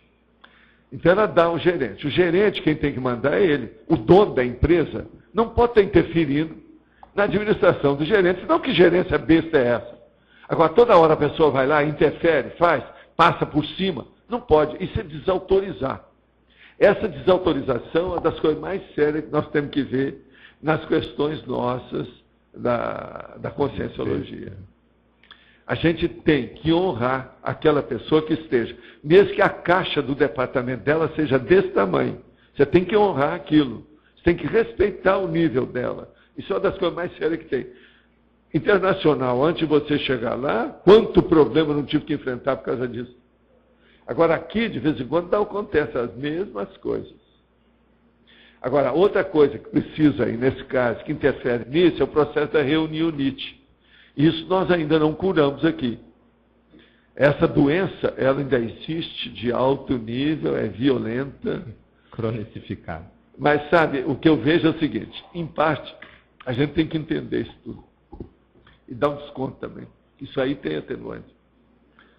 Você tem uma ideia de qual é o atenuante desse negócio da reunionite? Ô, Kátia, você que examina essas coisas todas, você tem uma ideia por que tem? Você que sabe esse negócio também, que ela acompanha, igual eu, os problemas de reuniões aqui. Você sabe por que o povo é assim? Por que começa lá, daqui a pouco começa a discutir milhões de coisas, passa 2 horas não resolvendo nada. Dispersão? É a falta de retilinearidade? Isso é, mas não é. Agora, o que eu quero saber é o seguinte, antes disso, tem um problema aí. Dispersão? É, dispersão, mas não é isso. Vocês têm uma ideia? Nós, transparência. Transparência, está faltando transparência? Não. Não. O processo veja bem, examine e vê se tem lógica. As pessoas não é isso. Vocês, a maioria, nunca tiveram uma família consciencial nesse nível. A pessoa chega, ela quer se esbaldar, ela quer nadar de braçada, ela quer voar no espaço sideral. E fala. Que ela nunca teve isso. Não, nunca comeu melado como se lamusa, quando come. Agora veja, eu vejo isso tudo. Eu já vi essas coisas lá no Instituto. Agora, onde a gente vê isso mais? É na INVEX. Hoje eu não sei mais, que eu não estou acompanhando. Eu não posso falar que a INVEX seja assim. Não sei. Mas veja, e aonde que é que estoura mais isso? É na parte de administração. Porque todo mundo quer dar um palpite para a opinião dele, aquela coisa que ele viu, etc. Agora veja, vocês já pensaram quantos instintos milenares não estão atuando para isso aí funcionar assim? Então a gente tem que dar desconto. Agora veja, isso, o Everton, você aí que vê um monte de coisa dessa, e o João, vocês não acham que isso tem sentido, isso que eu estou falando? É a pessoa que saiu da cadeia. Ela está doida. Quer saber das novidades todas que tem. O que é que foi as últimas técnicas que saíram? O que é que tem? Olha esse carro. Qualquer coisa que fala para ela, que ela esteve presa há muitos anos. Então são as vidas anteriores, tudo é assim. Agora, isso tudo é depois do curso de ensino. Agora vocês vejam, uma vez eu vi o transmentor dar uma aula sobre esse processo. Eu nunca pude esquecer isso. Então, por isso que o povo acha que eu tenho paciência. Não é que eu tenho paciência. Eu vejo como é que são, entendeu? O que está mexendo ali. Se fosse filme de americano, ele ia falar, não, são os hormônios que estão funcionando. Mas não é bem hormônio, não. A situação é muito mais séria do que isso. O processo é o para-hormônio. Não é ferro-hormônio também, não. É para-hormônio. O negócio é mais, é antes. O processo é paragenético. Dentro desse problema. Agora, com isso, tem que acalmar o povo todo e fazer aquilo que eu disse. Tem que ter um celular e resolver o negócio tudo no papel, na prática. Não, já conversou muito. Olha, vocês têm meia hora aqui para discutir. Se não passar disso, senão não vai. É muita conversa. Agora, ó, tem uns assuntos que são piores, viu, Wagner? Você sabe disso. Um deles, que é o pior que tem, informática. A hora que começa os técnicos da informática a discutir, Não, nem o computador, ele acaba estourando, dá para trás, porque igualzinho o negócio do burro. Você sabe o burro, um pega no rabo, o outro pega na pata, o outro pega na outra pata, o outro pega na cabeça, daqui a pouco o burro está despedaçado, porque não foi para lugar nenhum. Você entendeu? O computador vira isso. Bom, e a segunda questão é a seguinte: como medir o impacto de nossas ações na evolução dos outros? Porque, só fazendo adendo, você comentou ainda há pouco, na fatologia, né, na segunda linha, o limite do extrapolacionismo sem estupro evolutivo. Eu vou te falar um negócio mais avançadinho, vamos ver se você me entende. É através do perdão. Se você não entendeu, eu vou debulhar isso aí. Debulhe. O que é o perdão? Não é o perdão seu para eles, não. É eles para você. Eles para você. Se os caras começarem a te reconhecer, te perdoaram. É o meu negócio, o Espiritismo. 42 anos depois, estão lendo meu livro no Centro Espírita. Isso mostra que o serviço... Beleza. Não adianta vir me falar que não está dando certo. Agora, eu já sei antes disso, né? Se eu não tivesse uma Max Morex, eu estava no buraco. Então, como é que é? Mas agora o perdão é o reconhecimento, a volta atrás, a reconciliação. Entende? O nome aí talvez fosse melhor, é a reconciliação ideológica, né? Que é o que está acontecendo hoje. Reconciliação ideológica.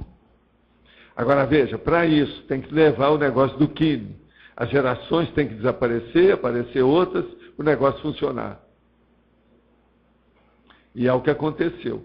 42 anos hoje equivale a 4 gerações. No mínimo. Baseado naquele meu negócio. Se já tem moça com 9 anos que já dá à luz, então é uma geração. É uma geração. Entende? Ela já pode de 9 em 9, de 10 em 10, já é uma geração nova. 42 anos são 4 gerações. Então, quer dizer, esse critério a gente pode utilizar até entre a gente aqui, né? Pode. Tudo. Agora, veja, se o povo reconhece. Uma outra coisa, nós ainda não temos aí um levantamento, nem a crise ainda não fez isso. Levantamento dos retomadores de tarefa que já apareceram aqui, nós não temos, né? Mas eles estão pintando mais, não estão aparecendo mais?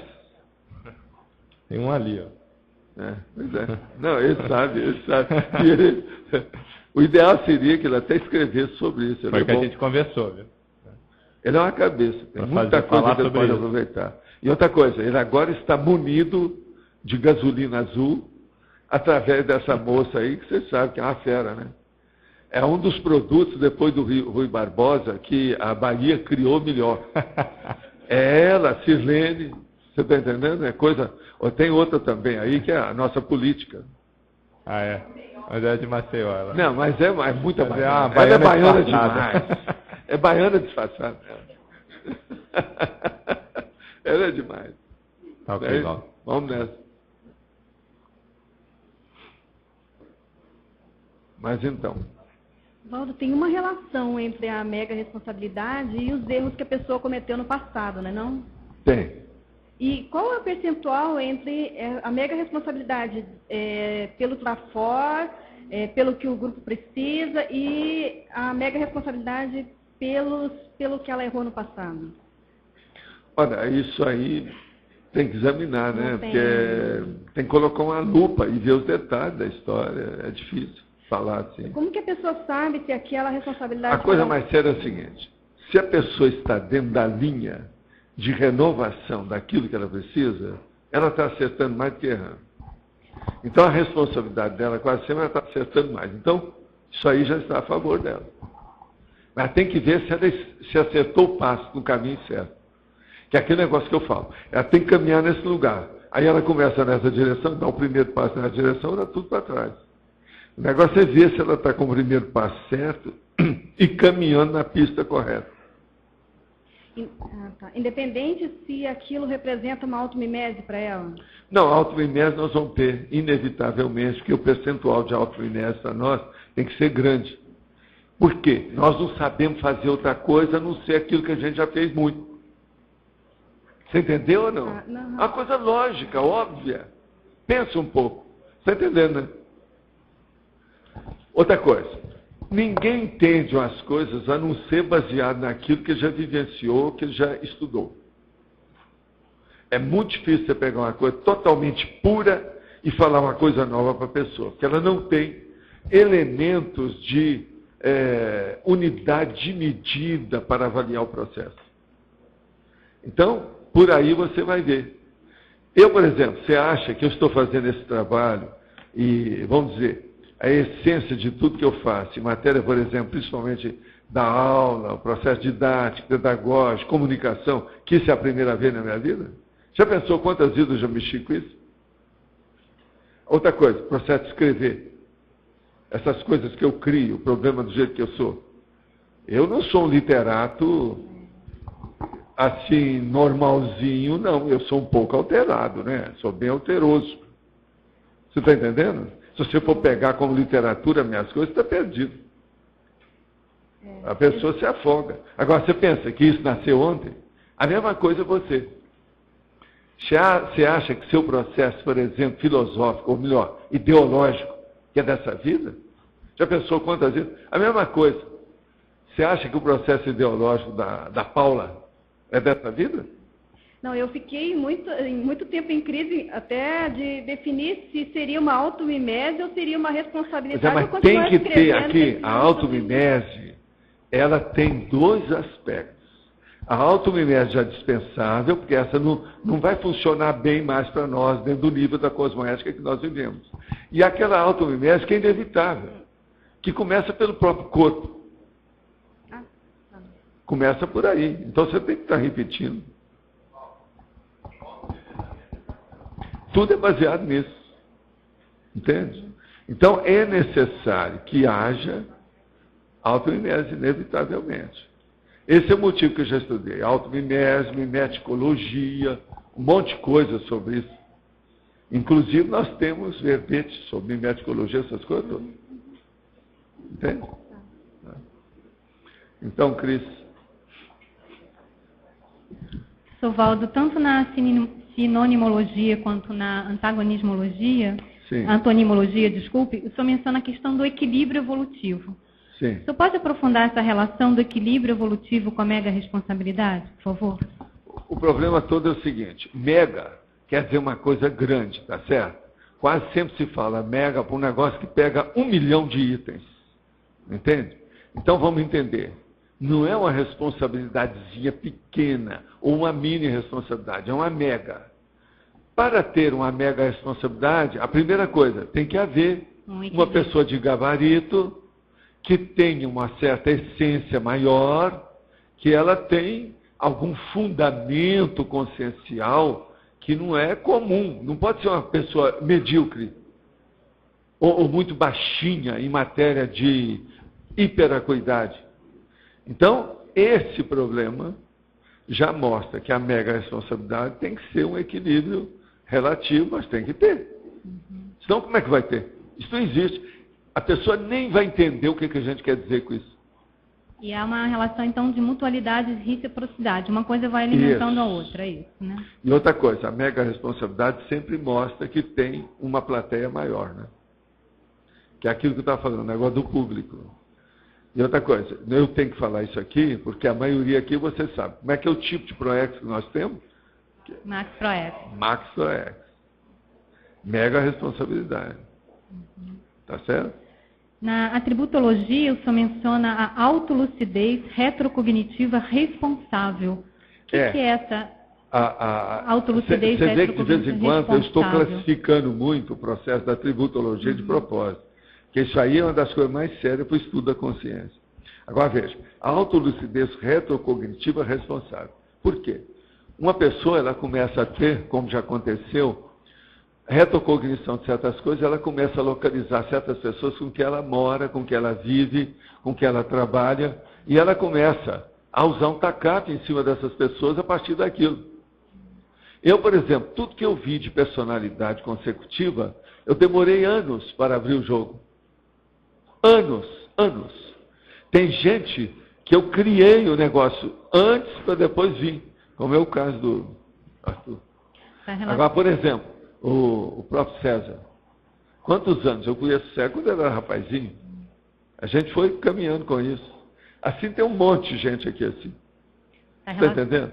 Está relacionado, então, com aquela questão do limite até o estupro evolutivo, né? E a gente vê qual o resultado daquilo. Porque, Cris, não adianta nada você ser muito esclarecedora, sendo que o seu esclarecimento, em vez de ajudar, está sendo uma bomba, porque está atrapalhando. Por quê? Ele, às vezes, está extemporâneo, ele está deslocado de lugar.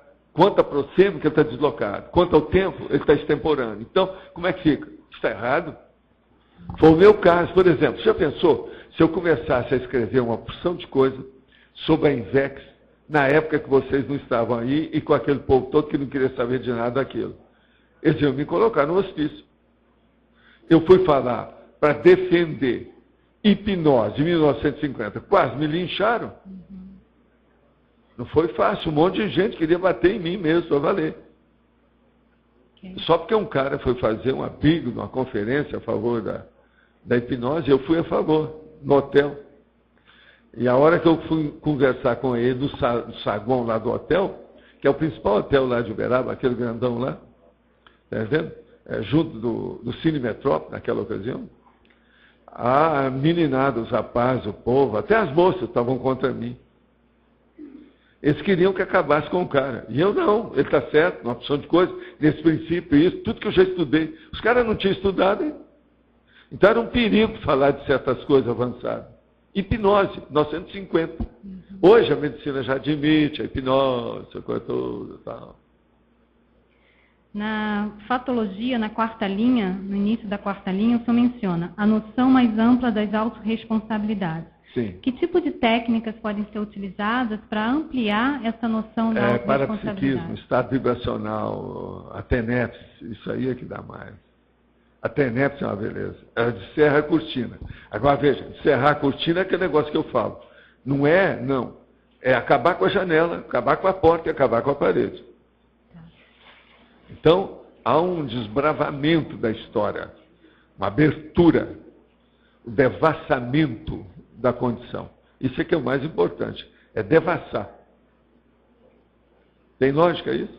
Tem. É por aí. E a última questão, na página 3, no item efeitologia, pode aprofundar o efeito da validação pessoal verbaciológica com o tema da mega validação pessoal verbaciológica. O problema todo é o seguinte, às vezes as pessoas não acompanham a cronologia da sua vida. Então, às vezes, você, além de mostrar o exemplo, você tem que sugerir, pelo menos, que elas vejam o que já aconteceu antes e depois. Que a verbação, às vezes, ela exige décadas para você mostrar a realidade. Você tem que construir aquilo primeiro, para depois você falar. E, às vezes, por exemplo, como é que eu vou mostrar a verbação para o rapaz que chegou aqui com 20 anos? Se eu estou trabalhando nisso faz 50. Você está entendendo o problema? Isso, ó. Já tive centenas de casos com problema para esse processo aí.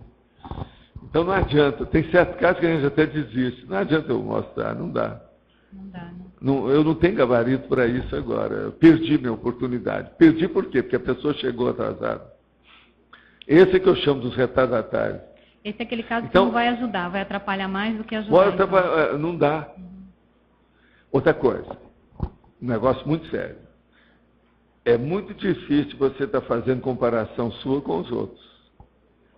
Todas as pessoas são complexas. Se a gente for comparar certos casos, por exemplo, na minha vida, eu na minha idade, mesmo com as pessoas que eu pego na mesma idade que eu, até mais velho do que eu não posso às vezes fazer uma coisa dessa. Que aí começa a vir uma opção de coisa. As pessoas começam a fazer o confronto através da sua aparência. Entendeu? E isso é um problemão. No fim da história, nada disso rende para as ideias daquilo que você está defendendo. Então é o negócio do ad hominem. Tem que evitar o ad hominem. Argumentologia, o argumentum, tem que ficar dentro do processo ideológico. Mas esse caso que você está falando não entra no contexto então, da mega responsabilidade da pessoa em si, no caso do... É isso aí. Tem lógica, não tem? Faz sentido. Obrigada. Gente, ainda tem aqui umas perguntas que eu vou responder, que nós temos agora há pouco tempo. Qual é a maior dificuldade para a consciência intermissivista recuperar e materializar na intrafisicalidade o próprio curso intermissivo? A maior dificuldade que tem é que a pessoa começa a repetir as tolices que ela cometeu em vidas prévias, antes do curso intermissivo. Ela se sente bem agora, ela está preparada, está com muita energia, está com gente que entende o que ela fala, então ela desborda, ela passa da conta, ela exagera. Isso é que é o problema. É aí que vem esses problemas todos que a gente vê aqui. É aí que a pessoa torce o nariz, esse negócio todo. Isso é que deve ser evitado. O gabarito da consciência é o fator determinante, não há dúvida que é. Esse gabarito, o melhor é você colocar o autodiscernimento da consciência, que é o mais importante. Como a consciência pode superar o paradoxo? Consciência vulgar antiga e consciência intermissivista reciclante. Olha, é os livros que eu já publiquei, os livros que a turma já publicou. Quantos livros nós temos já publicados no Holocico aí? Quantos autores? São 34 autores, não é isso? Tem 34 autores. E outra coisa, quantas ICs nós temos? São 17. Quantas empresas nós temos aí? 75. São essas, então. É isso aí que nós falamos aí para o nosso amigo. Qual a primeira mega responsabilidade de um ou de uma? A Consim, Consciex, Amparador, Evoluciólogo, Serenão. Ele quer que eu fale um por um. Não dá mais tempo, né? Agora não dá. Agora, ó, examina bem o que é que nós falamos sobre evoluciólogo. São 8 páginas que tem um verbete. Por aí ele vai ver o resto. O que é a responsabilidade do evoluciólogo? São 8 páginas, tá certo? Dá um jeito lá, pega e vê. Agora, gente, eu queria trazer para o próximo domingo, se vocês estiverem de acordo, o verbete banco de órgãos. Vai haver mais briga com esse, tá certo? Banco de órgãos, tá certo? Pode ser? De acordo? Agora, hoje, nós temos aqui 15 verbetes para vocês selecionarem. Está aqui. Pode pegar isso aí. Pessoal, um minutinho, por favor. Após a votação, nós temos os seguintes recados. César Tertuliarium, Ana Luísa, OIC, Marcelo da Sinvex. Ok? Verbetes novos. Antimodelo, complemento da descrenciologia, holopensene saturado, horário nobre, presumibilidade. Verbetes antigos. Culturologia, desintermediação, exegese conscienciológica, impossibilidade natural, legislogia, matriz cultural, interesse transempresarial, mini-morexis, pendência e refinamento formal. Deixa para Cris. Pessoal, só um minutinho, por favor, da vossa atenção. Muitas pessoas não assinaram o livro, nós temos aqui mais de 220 pessoas, somente 180 assinaram. Nós pediríamos que todos assinassem o livro de presença na saída, por favor. Tá? Pessoal, boa tarde a todos. Nós gostaríamos de fazer uma rápida e importante atualização em relação às obras do Tertuliarium, né? A primeira delas é convidar a todos para fazer uma visita lá às obras que, eu não sei se todos estão sabendo, nós estamos entrando na fase de acabamento. E está bem fácil a visitação agora do Tertuliarium. Quem puder, quem quiser ir lá ver as energias, interagir mais com esse projeto, a gente está convidando. Pessoal daqui, pessoal de casa também. Na última semana, gente, nós tivemos importantes contribuições para o Tertuliarium. Só um minutinho, César. Gente, só um minutinho, por favor. Está todo mundo de pé, conversando. Nós pediríamos um momento da atenção de vocês, por favor. Nós tivemos importantes contribuições para o Tertuliarium. Eu não sei se o Celso Lickman, a Maria Angela Lickman estão aqui no auditório, mas eles efetuaram a doação para a gente de todos os granitos que vão ser utilizados na obra e também a doação da mão de obra para cortar os pisos, para fazer os rodapés de todos os pisos que vão ser colocados. Isso foi uma importante contribuição. Estivemos na quinta-feira em Criciúma, pegando todas as amostras dos pisos que vão ser utilizados aqui no tertuliário, que a gente também conseguiu uma doação a preço de custo. E na conta, nós recebemos uma doação essa semana de R$7.000. Agora, o que acontece, gente? Para terminar a obra, mediante todas essas doações que a gente recebeu, nós estamos faltando aí cerca de R$250 mil, tá?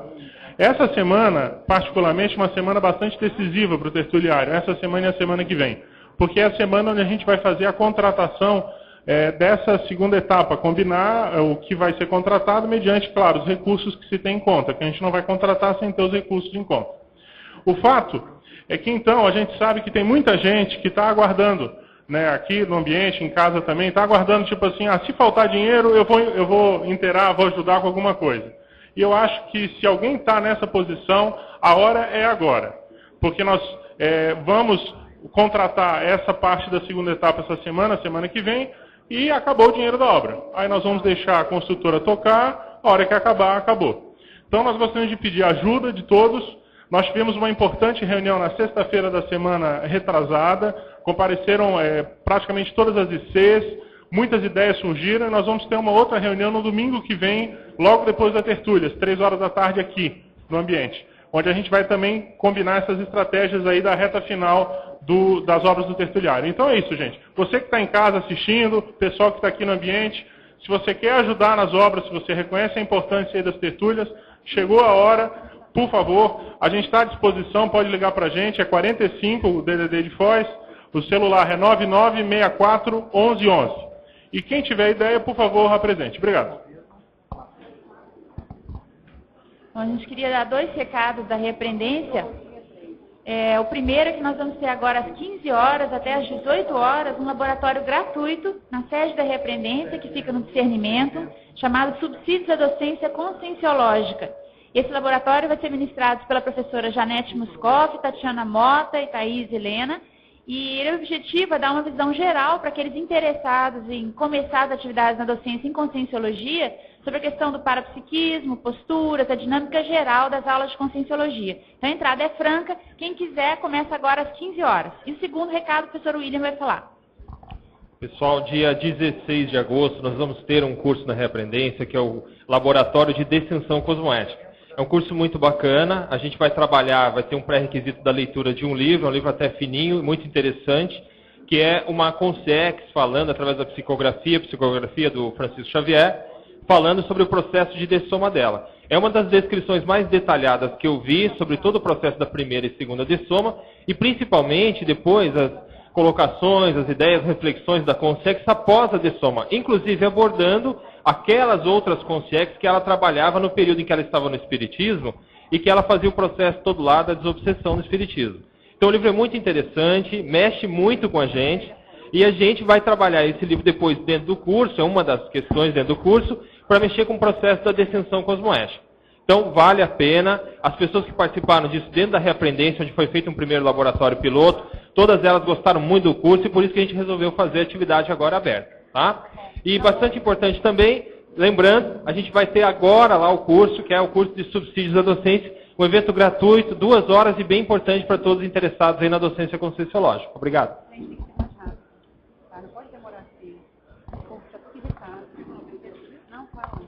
Boa tarde, pessoal. Estou representando aqui a OIC e temos um convite para fazer para vocês, sendo que no dia 10 de agosto, coloque na agenda de vocês, a OIC, com outros profissionais, estará atendendo as pessoas de 9 da manhã até às 18 horas, com intervalo da tertúlia. Terão vários profissionais atendendo as pessoas de forma gratuita, terão a peeling de pele, as mulheres que se organizem aí, porque vai ter bastante profissionais atendendo as pessoas. Segundo recado é a jornada de saúde, que estará começando com imersão progestoterápica no dia 29 de agosto e fechando com a jornada de saúde. Nesse meio termo, nessa semana, estará acontecendo aí várias atividades, workshops, também com algumas atividades gratuitas, e aqui o Loche vai falar da parte da Apex. Bom, pessoal, durante a jornada de saúde, nós também estaremos oferecendo o serviço de apoio existencial, que é justamente ajudar em questões relativas à PROEX. Então, quem tiver interesse, pode agendar diretamente com a gente, tá ok? Pessoal, o campus de Invexologia fará o Serenarium. Então, todos aqueles que têm interesse em participar do é para saber se vocês estão sabendo. Serenarium, por favor, entre em contato conosco. Nós estamos buscando construir o mais breve possível o laboratório. Para isso, os primeiros 40 experimentos servirão para a construção, e o valor é R$2.000. Então, portanto, aqueles que quiserem fazer primeiro terão oportunidade de participar do laboratório no ano que vem. Os demais, depois dos 40, só em 2010. Ok? Entre em contato com a gente. E-mail vendas@acinvex.org. Obrigado. Pessoal, só um lembrete rápido. A associação hoje vai fazer a Assembleia Geral, a Associação do CIEC, a Assembleia Geral às 17 horas na sala do argumentário, que é a sala de debates aqui. Ok? Então, quem tiver interesse, e todos os voluntários estão convidados aí. Ganhou o verbete holopensene saturado com 18 votos. A tertúlia na terça-feira na sala da tertúlia. Boa tarde.